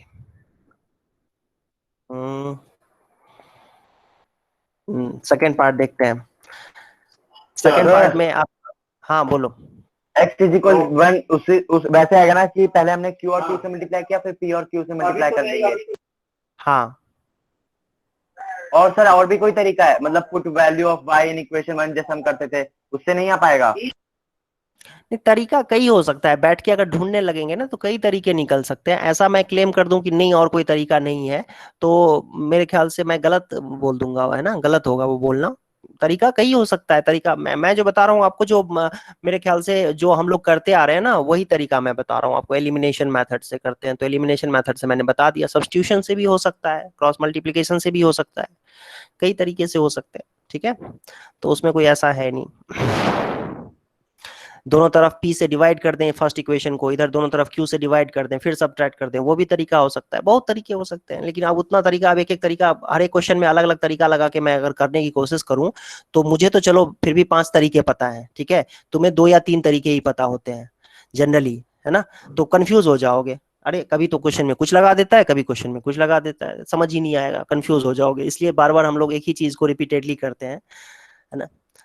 वैसे भी कर सकते हैं अगर इनोवेटिव तरीके से करें, अगर हम सोचे, लेकिन वो टाइम कंज्यूमिंग होगा। फिर वो होगा क्या कि वो लर्निंग जो है, वो लर्निंग तो बेस्ट लर्निंग वही होता है कि जिसमें आपको क्वेश्चन को सॉल्व करने में टाइम लगे, अलग अलग डायमेंशन से क्वेश्चन को सोचो, समझो, करो, लेकिन उसके लिए बहुत ज्यादा टाइम लगेगा। मतलब हो सकता है कभी कभी तो एक क्वेश्चन में ही 2 घंटे 3 घंटे निकल जाए, ऐसा भी हो सकता है। तो इसलिए जो है अवॉइड करते हैं उसको। ओके, सेकंड क्वेश्चन देखते हैं। सेकंड क्वेश्चन के लिए देखो, फर्स्ट इक्वेशन जो है आपका ax प्लस बी बाई सी है। फर्स्ट इक्वेशन को क्या करेंगे बेटा, ये आपका फर्स्ट है, ये सेकंड है, तो फर्स्ट इक्वेशन को b से कर दो मल्टीप्लाई और सेकंड इक्वेशन को a से कर दो मल्टीप्लाई और सब्ट्रैक्ट कर दो। तो ये बन जाएगा a b x plus b square Y is equal to b c is equal to, ये आ जाएगा a b x plus a square Y is equal to a plus a c. ठीक है जी, minus minus minus minus cancel हो गया, y b square minus ए square आ गया equal to b C minus A c. ये गंदा कर दिया इसने। तो बी सी माइनस ए सी क्या हो जाएगा बेटा, ये जो आंसर आया है ना, ये खतरनाक सा आंसर आ गया। सर इस वाले में क्रॉस मल्टीप्लिकेशन यूज करेंगे तो सर ज्यादा इजी वैल्यूज आ जाएंगी, क्योंकि उसमें डायरेक्ट मल्टीप्लाई हो जाएगा। कहाँ कुछ आ रहा है डायरेक्ट, कुछ कहाँ आ रहा है? ये तो देखो अजीब सा ही तो आंसर आएगा, B C minus A upon में बी स्क्वायर माइनस ए स्क्वायर, ये आएगा, ठीक है। अच्छा हाँ, ओ इसमें हाँ सर हाँ, वेरी कॉमन ले गुड, तुमने लेंगे जो सर, ये हाँ, आइडेंटिटी है। अब ये वैल्यू पुट करना टफ है ये वैल्यू पुट करके इसमें निकालना टफ हो जाएगा, ठीक है, तुमने सही कहा। तो ये अजीब सा जो वैल्यू आ रहा है ना, ये वैल्यू अगर मैं पुट करूँ उसमें तो अब वो लेंदी हो जाएगा। अब मुझे यहाँ पर क्रॉस मल्टीप्लीकेशन से करो तो ज्यादा आसान होगा यहाँ पे ये क्वेश्चन, ठीक है। इस क्वेश्चन को क्रॉस मल्टीप्लीकेशन से करना आसान है, नहीं तो एक तरीका तो है ही, वो जो वैल्यू पुट करो। चलो वैल्यू पुट करके देखते हैं क्या होगा। वैल्यू अगर पुट करते हैं इसमें तो ये ax इज इक्वल टू क्या हो जाएगा बेटा, c minus B Y, B Y की जगह पे क्या रखेंगे, B C minus A C minus A upon में बी स्क्वायर माइनस ए स्क्वायर। तो ये आपके पास आ जाएगा B square C minus A square C minus B square C plus B A B C in fact, और प्लस ए बी, ठीक है जी, अपॉन में बी क्या हुआ सर, ये आंसर चैट करना मुश्किल है। ए कॉमन ले लो, ए कॉमन लोगे तो क्या मिलेगा, b c plus b minus ए सी अपॉन में बी स्क्वायर माइनस ए, हो गया, ये आ गया। सॉरी, ये ए से ए कैंसिल हो जाएगा, तो ए से ए कैंसिल हो जाएगा, यहाँ पर ए एक्स था ना, तो ए से ए कैंसिल हो जाएगा, तो एक्स की वैल्यू आ जाएगी। ये आ गया आपके पास आंसर, ठीक है। और y की वैल्यू, ये थोड़ा सा अजीब सा आंसर आ रहा है, अच्छा आंसर नहीं आ रहा है, गुड लुकिंग आंसर नहीं आ रहा है बस, लेकिन क्या कर सकते हैं, यही आंसर। सर ये हाँ, और सिंपलीफाई हो जाएगा कैसे? सर, जैसे अलग अलग करके रखेंगे तो, अरे अलग अलग करके रखोगे कोई कोई खास उससे फर्क नहीं पड़ेगा। देखो तुम कह रहे हो सिंपलीफाई, जो कह रहे हो ना वो देखने में लग रहा है सिंपलीफाई। जैसे इसको हम ऐसे लिख सकते हैं, C by B plus A हो जाएगा और minus A by A B square minus A square हो जाएगा, ये बन जाएगा। तो ये क्या अच्छा है, ये तो ये भी अच्छा लग रहा है मुझे, तो यही अच्छा लग रहा है, ये कुछ अजीब ही लग रहा है। Yes sir. बेटा यही आंसर होगा। तो आई होप ये समझ में आ गया होगा सबको। आगे बढ़े, आज ये खत्म करते हैं चैप्टर को।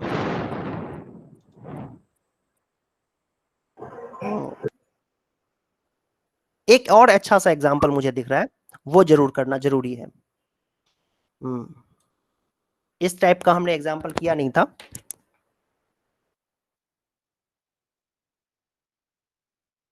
ये देखो, ये एक पर्टिकुलर टाइप का इक्वेशन है, पर्टिकुलर टाइप का इक्वेशन है, मतलब इस तरह के इक्वेशन को एक पर्टिकुलर तरीके से सॉल्व करते हैं, जो कई बच्चे जानते होंगे कैसे करते हैं। करके। हाँ बिल्कुल, एक बार प्लस कर देते हैं दोनों इक्वेशन को। देखो ऐसा तब किया जाता है जब इक्वेशन आपका इस तरीके का हो, ax plus B y is equal to c और bx plus A y is equal to d, इस तरीके का इक्वेशन हो। मतलब ये b यहाँ पर y के साथ है, यहाँ पर bx के साथ है, और a यहाँ पर x के साथ है और यहाँ पर y के साथ है। c और d अलग अलग हो सकते हैं, उससे कोई मतलब नहीं है हमें, इन दोनों से कोई मतलब नहीं है। प्लस कर देंगे एकदम माइनस। हाँ तो एक बार प्लस कर देते हैं, दोनों इक्वेशन को प्लस जब करेंगे तो ये a plus B into Y हो जाएगा c के बराबर, और फिर यहाँ से ये a माइनस बी जो है ना बेटा, ये a माइनस बी, तो यहाँ पर ये इसके डिनोमिनेटर में आ जाएगा, मतलब x प्लस वाई बन जाएगा equation c by a plus B, और एक बार माइनस कर देंगे तो आपके पास इक्वेशन बन जाएगा x plus Y is equal to d by a minus B. इस तरीके से किया जाता है, दोनों को माइनस कर देंगे तो ये आपके पास इक्वेशन आ जाएगी। नहीं, ये कुछ मिस्टेक हो गई, a माइनस बी और ये माइनस का साइन आएगा यहाँ पर, सॉरी। तो इस तरीके से आपके पास इक्वेशन बन जाएगी, ठीक है। तो और दोनों इक्वेशन को फिर सॉल्व करना बहुत आसान है। ये तब करते हैं जब ऐसा इक्वेशन हो, इस तरीके का फॉर्मेट हो ना, तब जैसा इसमें है ना। देखो यहाँ पर 152 है, यहाँ पर भी 152 है, यहाँ -378 है, तो यहाँ भी -378 है। तो पहले क्या करेंगे, इक्वेशन 1 और 2 को ऐड करेंगे। तो इक्वेशन 1 और 2 को ऐड करने से देखो क्या रिजल्ट आएगा। 152 में 378 माइनस करना है, तो क्या आएगा बेटा, माइनस टाइम्स आएगा 622, आई थिंक ये होगा।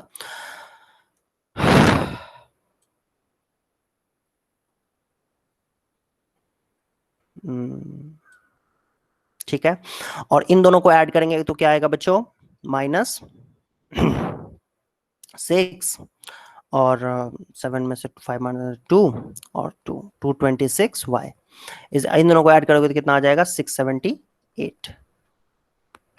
और फिर देखो माइनस कॉमन ले लेते हैं दोनों साइड में, तो x plus Y is equal to 226 3 जा होता है, मैं पक्की बात है, मैं श्योर हूं कि इतना ही होगा। ये 226 3 जा 678 होता है, और माइनस का साइन यहाँ भी था, यहाँ भी था और यहाँ भी था, तो माइनस का साइन कॉमन लेके हटा दिया, तो x प्लस वाई की वैल्यू 3 हो जाएगी। ये आया है इक्वेशन 1 और 2 को ऐड करने पे। अब इक्वेशन 1 में से 2 को माइनस कर देते हैं, तो इक्वेशन 1 में से 2 को जब माइनस करेंगे तो 152 में से -378 माइनस करना है, तो मतलब ऐड हो जाएगा, ये माइनस करने पे ना ऐड हो जाएगा। तो 8 to 10 1 13 5, और ये हो जाएगा बेटा, ऐड करेंगे ना, सॉरी माइनस कर रहे हैं ना, माइनस करेंगे तो ये कितना आएगा भाई, ये भी इतना ही आएगा 530 आई थिंक, और इसको माइनस करेंगे तो ये कितना आएगा, -530। वेरी गुड, यहाँ पर y छूट गया था, नहीं माइनस करेंगे तो +530 आ जाएगा, 530 प्लस साइन के साथ आएगा, तो x माइनस वाई की वैल्यू 1 आ गई, ये सेकेंड इक्वेशन आ गई। मतलब ऐड माइनस करने पे ये इक्वेशन बन रही है, देख सकते हो आप, और प्लस करने पे ये इक्वेशन बन रही है। अब दोनों इक्वेशंस को इसको ना इक्वेशन 1 नाम देना गलत होगा, इसको इक्वेशन नाम 3 देंगे, इक्वेशन 3, और इसको क्या कहेंगे, इक्वेशन 4। ये मैंने मिस्टेक कर दी थी, इसको इक्वेशन 3 बोलेंगे, जो ऐड करने पे, फर्स्ट और सेकेंड इक्वेशन को ऐड करने पे बच्चों जो हमारे पास इक्वेशन आई है उसको हम थर्ड इक्वेशन बोलेंगे, और इक्वेशन 1 और 2 को सब्ट्रैक्ट करने के बाद जो नया रिजल्ट आया है, नई इक्वेशन आई है, उसको हम इक्वेशन 4 बोलेंगे। अब ये थर्ड और 4 को सॉल्व करो, है ना, और थर्ड और 4 को सॉल्व करने पे जो आंसर होगा वही एक्चुअल क्वेश्चन का भी आंसर होगा। तो वो कैसे आएगा, थर्ड और 4 को ऐड कर दो। ऐड क्यों कर रहे हैं बेटा, क्योंकि y यहाँ है, यहाँ y माइनस वाई है, सीधा सीधा आंसर आ रहा है 2x इज इक्वल टू 4, तो x की वैल्यू हो गई 2, x की वैल्यू 2 आ रही है सर, तो y की वैल्यू क्या होगी, 1 हो गया। आई होप ये समझ में आया होगा आप लोगों को, ठीक है, नहीं तो एक बार फिर से ट्राई कर लेना। Hello, good evening sir. Good evening ma'am. Sir student को कुछ इन्फॉर्मेशन देनी थी।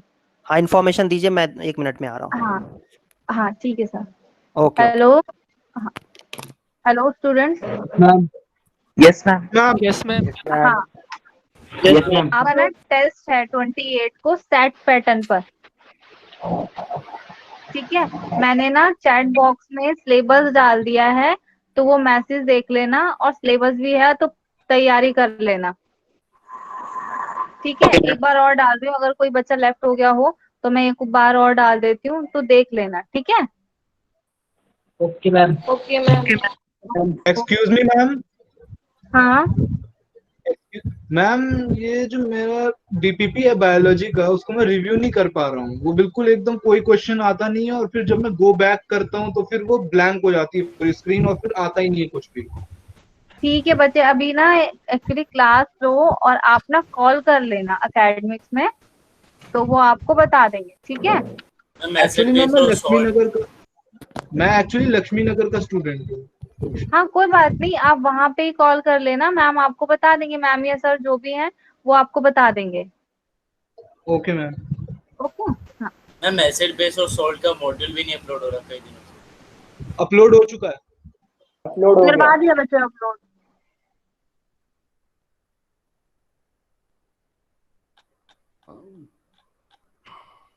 इनबॉक्स में जो है वो सिलेबस देख लो। यस मैम, देख लिया।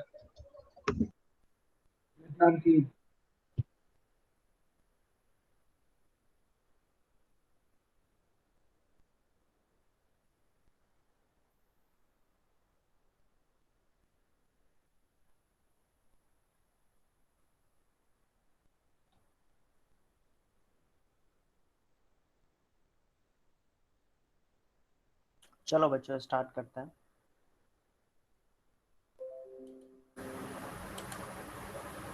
सो एक मेरे ख्याल से एक ही क्वेश्चन बचा है अब इसमें। हाँ एक ही सर है। वो लास्ट वाला जो हाँ 8th क्वेश्चन। सर्कल वाला। सर वो तो बहुत आसान है। आसान है। यस सर, उसमें बस वो देखना है, एक पॉलीगन होता है ना जिसमें। सर साइक्लिक क्वाड्रिलेटरल की प्रॉपर्टी लगी। Yes sir. Yes sir, cyclic quadrilateral. हाँ हाँ साइक्लिक क्वाड्रिलेटरल में क्या होता है, Opposite एंगल और angle from 180 degree। तो और a plus C, angle a plus angle c 180 degree होगा, तो जिसकी वजह से 4y प्लस 20 डिग्री और प्लस माइनस 4x इनफैक्ट ये 180 हो जाएगा आपका। तो 4y माइनस 4x की वैल्यू हो जाएगी 160 और फिर y माइनस x की वैल्यू हो जाएगी 40। ये फर्स्ट इक्वेशन बन गया। अच्छा b प्लस डी भी ऐसे ही होगा, माइनस 7x प्लस 5 और plus 3y minus 5। Opposite angle जो होते हैं ना, b और d अपोजिट एंगल्स हैं देखा जाए क्वाड्रिलेटरल में, तो इनका सम क्या होता है बेटा, माइनस सॉरी माइनस कह रहा हूँ 180 डिग्री होता है। तो माइनस 7x प्लस 3y और ये 5 से तो 5 कैंसिल ही हो जाएगा, तो 180 डिग्री आ जाएगा। ये सेकंड इक्वेशन है। अब ये फर्स्ट और सेकंड इक्वेशन सॉल्व करना है आपको, तो आंसर आ जाएगा। तो ये मैं नहीं करूंगा, आप लोग खुद से कर लोगे ये, ठीक है। x माइनस 15 आ रहा है और y 100 आ रहा है। माइनस 15 आएगा x। यस सर, आप देखो माइनस का कोफिशिएंट आ रहा है हर बार x के साथ, तो हाँ माइनस तो माइनस आएगा, प्लस। ठीक है यस सर माइनस 50। ठीक है ठीक है ठीक है ओके ठीक है। तो ये आप लोगों ने कर लिया, अब इसको कंप्लीट हो गया ये एक्सरसाइज चैप्टर तो कंप्लीट। इसमें ज़्यादा कुछ एक्स्ट्रा कराने के लिए था ही नहीं, मैंने पहले ही बता दिया था कि इसमें हम थोड़े से टिपिकल क्वेश्चंस कर सकते हैं, ट्विस्टेड क्वेश्चंस कर सकते हैं। तो 1 मिनट रुक जाओ, मैं मॉड्यूल देखता हूँ, मॉड्यूल से करते हैं क्वेश्चन को। सर एक क्वेश्चन है। कहाँ है सर चैट बॉक्स में डाला हुआ है सर। मैं सर मानस मिश्रा ने बहुत पहले से दिया हुआ था और एक दोबारा दिया है क्वेश्चन, टाइम एंड वर्क का है। अच्छा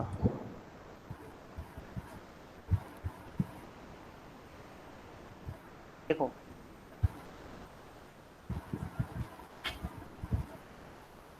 ये है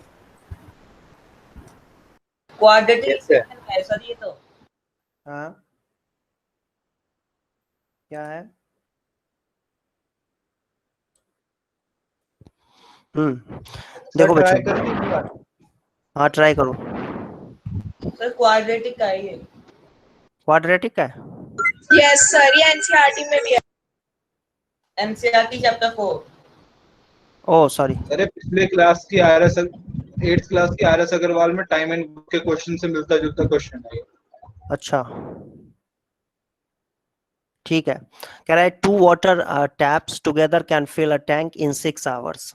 ठीक है जी, तो ये रहा टैंक और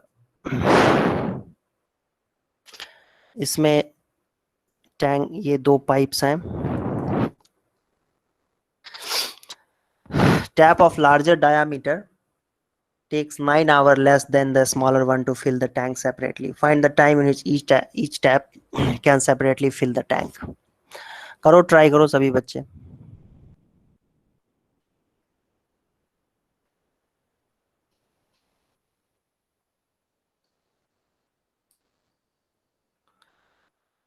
क्वाड्रेटिक इक्वेशन का ये क्वेश्चन है वैसे, सही बात है।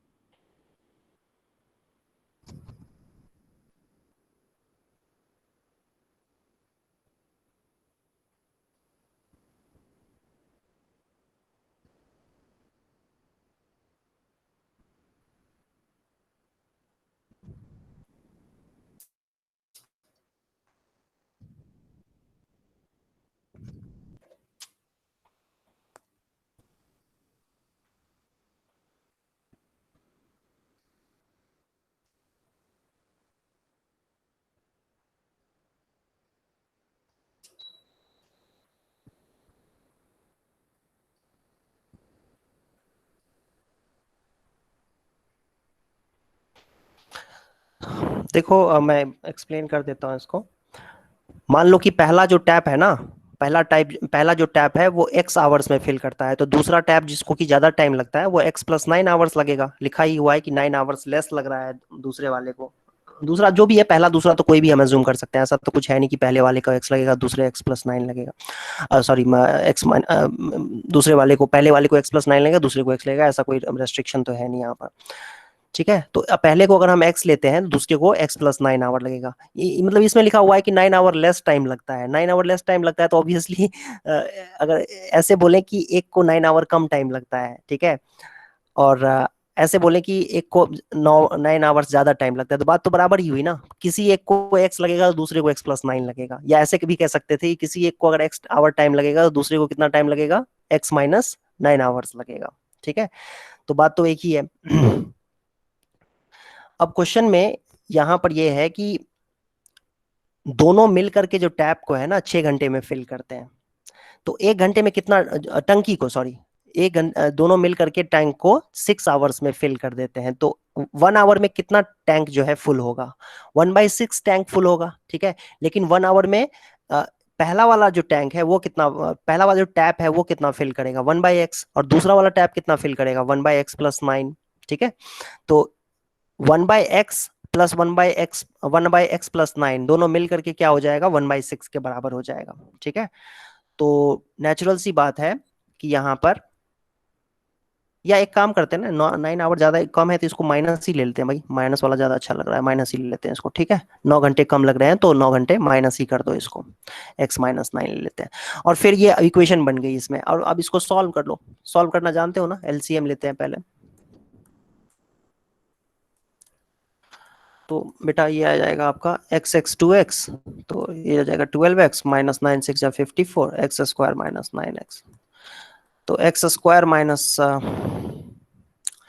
21x minus 54 is equal to, तो x माइनस 18, और ये क्या हो गया भाई, प्लस 54 होगा, सॉरी प्लस 54 हो जाएगा, x minus 3 is equal to 0। तो यहाँ से आपके पास जो आंसर आएगा बच्चों वो क्या आएगा, x की वैल्यू या तो 18 होगी या 3 होगी। 3 नहीं ले सकते हैं आंसर, सॉरी 18 नहीं ले सकते हैं आंसर। 18 इसलिए नहीं ले सकते हैं क्योंकि भाई जब दोनों मिल करके टंकी को 6 घंटे में फिल करते हैं, ठीक है, और अगर x को तुम 18 लेते हो तो x माइनस 9 कितना हो जाएगा, सॉरी ये 3 नहीं ले सकते हैं, 3 इसलिए नहीं ले सकते हैं क्योंकि अगर हम 3 लेंगे ना x की वैल्यू, तो 3 माइनस 9, 3 माइनस 9 एक निगेटिव वैल्यू है, निगेटिव वैल्यू तो ले ही नहीं सकते ना, तो इसीलिए x की वैल्यू 3 पॉसिबल नहीं है क्योंकि वो निगेटिव आंसर दे देगा ना। x माइनस 9 जो कि दूसरे वाले टैप को टाइम लगता है वो 9 आवर होगा, तो कह सकते हैं हम कि पहला वाला जो टैप होगा वो 18 घंटे में फिल करेगा, दूसरा वाला 9 आवर्स में फिल करेगा, और दोनों मिलके करेंगे तो 6 आवर्स में फिल हो जाएगा। 1/9 प्लस 1/18 1/6 होता है क्या, चेक करके देख लो। Yes sir. तो सही है, इसका मतलब आंसर हमने सही निकाला, चेक कर दिया, वेरीफाई हो गया।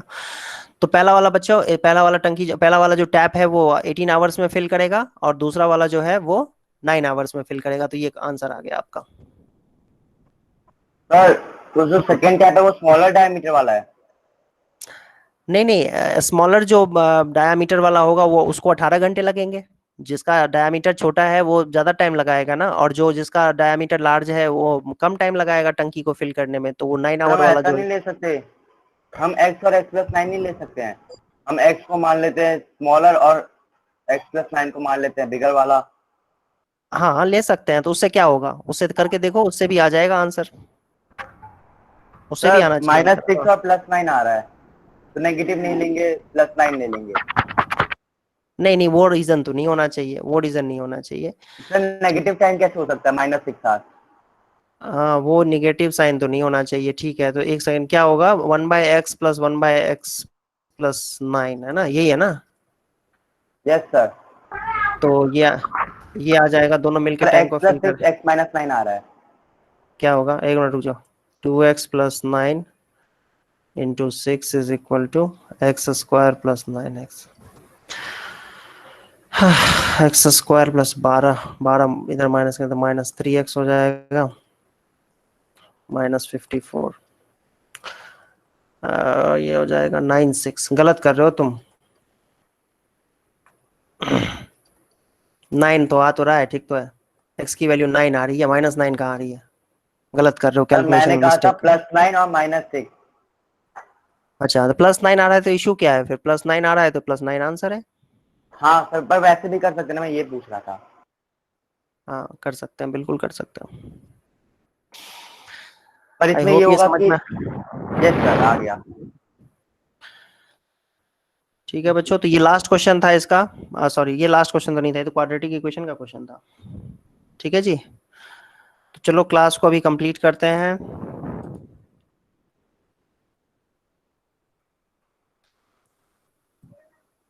इस चैप्टर के कुछ क्वेश्चंस, हाँ किसी कुछ क्वेश्चंस जो है ना, अगली क्लास में थोड़े से और क्वेश्चंस प्रैक्टिस करेंगे, और अगली क्लास में हम लोग कुछ क्वेश्चंस प्रैक्टिस करेंगे और मैथ करेंगे फिर। ठीक है, तो ये अगली क्लास में ये चैप्टर कंप्लीट हो जाएगा। हाँ बोलो, क्या डाउट? और भी क्वेश्चन रह रहे हैं अभी मॉड्यूल वाले? नहीं, एनसीईआरटी हो गया, हम लोग करेंगे, डिस्कस करेंगे क्वेश्चंस। अरे कोई माइक बंद करो, अपना माइक बंद करो, बिना वजह के माइक ओपन कर। ठीक है, अगली क्लास में हम लोग प्रैक्टिस करेंगे, थोड़े से और क्वेश्चन, एक्स्ट्रा क्वेश्चंस करेंगे बेटा। ठीक है, और 2-4 क्वेश्चंस और एक्स्ट्रा कर लेंगे और मैथ करेंगे। आज की क्लास कंप्लीट करते हैं यहीं पे। सर एक doubt. Okay sir, good night. Okay sir. Sir good afternoon. Sir doubt chat box में लिखा है। क्या है डाउट? Find the remainder. अरे ये कहाँ से पूछ लिया? ये तो मुझे लगता है किसी को बताया तो था अभी पिछली क्लास में। सर पूछा है एक बच्चे ने।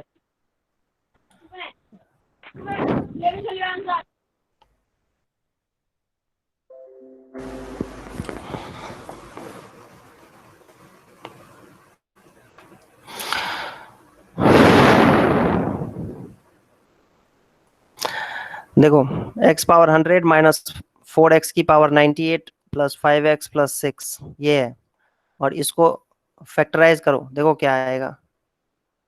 x-2 x-1 x + 1 आएगा। फैक्टर करके देखो इसका, कुछ तो क्वोशिएंट आएगा, और रिमाइंडर आएगा ax² + bx + c। ठीक है, x³ - 2x² - x + 2 को फैक्टराइज करोगे ना तो यही आएगा, x-2 x-1 x + 1। फैक्टराइज करके देख लो, x² लोगे तो x-2 आएगा, -1 लेंगे तो x-2 आएगा, फिर x-2 फैक्टर हो गया, और x² - 1 को फैक्टराइज करें तो ये आ जाएगा।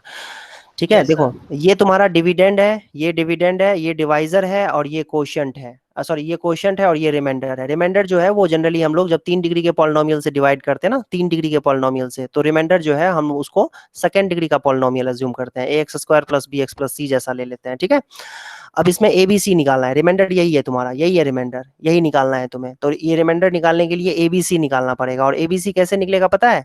एक बार x की वैल्यू 2, फिर 1 और फिर -1 पुट कर दो। x की वैल्यू टू पुट करो, पहले टू पुट करो लेफ्ट हैंड साइड में और राइट हैंड साइड दोनों साइड में, देखो क्या हो जाएगा 2 पावर 100 और यहाँ पर भी ये 2 पावर 100 ही है, ध्यान से देखो 2 पावर 100 माइनस 4 इंटू 2 पावर 98, तो ये 2 पावर 100 ही होता है, 4 इंटू 2 पावर 98 को 2 पावर 100 ही कह सकते हैं, plus 10 into 6 is equal to, ये 0 हो जाएगा, x माइनस 2 में 2 रखेंगे तो 0 हो जाएगा, और इधर क्या बचेगा 4a plus 2b plus c is equal, है ना, ठीक है ये आ गया, और फिर इसको सॉल्व करेंगे तो 4a plus 2b plus c is equal to 16 हो जाएगा, ये रहा पहला इक्वेशन।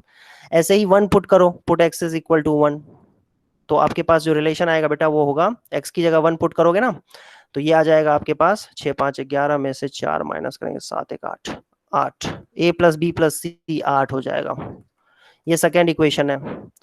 फिर x की जगह पे -1 पुट करो, -1 पुट करोगे देखो क्या आएगा, 1 1 1 2 अरे आ गया -1 1 -3 और 1 -2 आएगा, a minus B plus C is equal to -2 आएगा, ठीक है सही किया है, -1 रखेंगे तो ये -1 का पावर 101 होता है, ये हो जाएगा -4, तो 1 -4 -5 माइनस, हाँ ठीक है -2 ही होगा। थर्ड इक्वेशन आ गया, अब इन तीनों इक्वेशन को सॉल्व करके एबीसी निकाल लो और सॉल्व हो जाएगा, तो कैसे निकलेगा ए बी और सी, 2 माइनस 3 को माइनस कर दो, 2 में हो से जाएगा। हाँ ओके हो गया, और कोई डाउट है किसी को?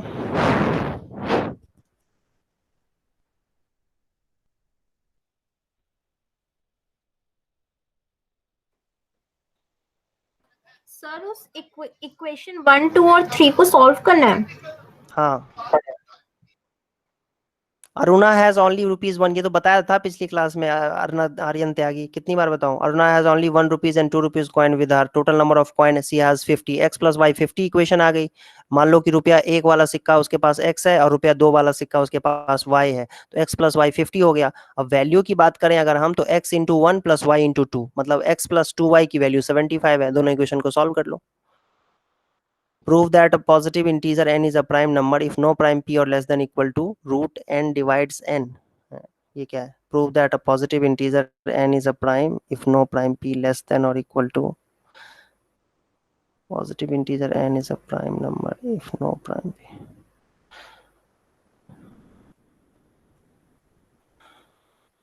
Positive integer n is a prime number if no prime p or less than, देखो इसको प्रूव करने के लिए जो मैं समझ पा रहा हूँ, जो तुमने लिखा हुआ है उसके हिसाब से मैं जो समझ पा रहा हूँ क्वेश्चन को, ये कहना चाह रहा है कि n प्राइम नंबर है, n इज अ प्राइम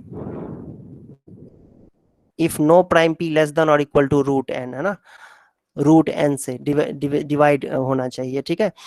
तो ये प्रूव करने के लिए अब ये थोड़ा सा एनालिटिकल क्वेश्चन है, इसमें क्या करना पड़ेगा हमें, कि कहना चाह रहा है कि जैसे मान लो तुम्हें 100 है, तुम्हारे पास एक नंबर है, 100 छोड़ो 120 है नंबर एक, ठीक है, तो अंडर रूट 120 नंबर लो, अंडर रूट 120 की अप्रोक्सीमेट वैल्यू कितनी हो जाएगी, अप्रोक्सीमेट बात करें अगर हम, तो ये अप्रोक्सीमेट वैल्यू 11 होती है, ठीक है, 121 11 होती है रूट अंडर 121, तो इसको हम 11 ले सकते हैं। तो 11 से छोटी जितनी भी प्राइम नंबर्स होंगी उससे अगर ये डिविजिबल है, अगर उससे ये डिविजिबल है तो ये डिविजिबल होगा, नहीं तो नहीं होगा, ठीक है। तो क्लियरली हम ये कह ही सकते हैं ना यहाँ से कि रूट, देखो अगर ये 120 है, 120 किसी जैसे एग्जांपल के लिए 121 ले लो एक सेकंड के लिए, तो 121 अगर हम बात करें तो 121 से 121 का स्क्वायर रूट कितना होता है, अंडर रूट 121 होगा, मतलब 11 आ जाएगा। तो 11 से नीचे वाले प्राइम से अगर ये डिविजिबल नहीं है, 11 से नीचे वाले प्राइम से अगर डिविजिबल नहीं है तो ऑब्वियसली वो डिविजिबल नहीं होगा, फिर इस तरीके से कह सकते हैं। अभी प्रूफ कैसे करेंगे इस चीज को, ये प्रूफ करना पता नहीं कैसे प्रूफ करते हैं इसको, मुझे आइडिया नहीं है इसका कैसे प्रूफ करेंगे ये, लेकिन लॉजिक होता है इसके पीछे, लॉजिक ये है कि हाँ सर ये तो प्राइम नंबर का डिविजिबिलिटी रूल ही होता है।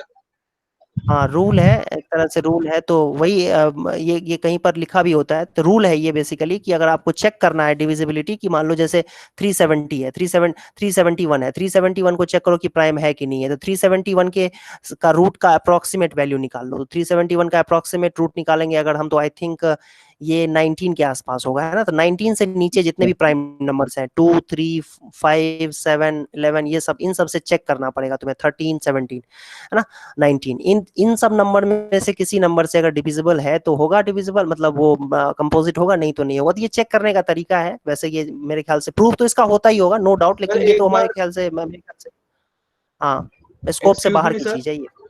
सर हाँ, एक बोलो। बार ना इसको पॉलिनोमियल वाले तरीके से प्रूफ करके देखो सर, हो सकता है उससे हो जाए। पॉलिनोमियल वाले तरीके से कैसे करेंगे? मतलब सर जैसे 3 और 11 इन सब का डिविजिबिलिटी रूल जैसे निकालते हैं, अगर उस वाले तरीके से थोड़ा निकाल के देखें तो शायद उससे हो जाए। मेरे ख्याल से यूजलेस डिस्कशन है ये, ठीक है, इसमें कोई लॉजिक नहीं लगता है मुझे, बहुत ज्यादा इसमें लॉजिक नहीं लग रहा है, ठीक है। हाँ थोड़ा सा लेवल से ऊपर का क्वेश्चन है। हाँ बिल्कुल, नेट पे सर्च करा तो सर नेट पे आरएमओ के बेसिक्स है ये।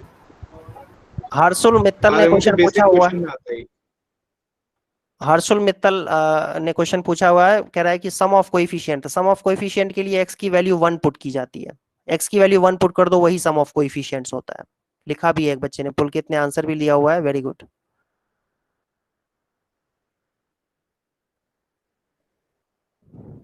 और कोई डाउट है किसी को?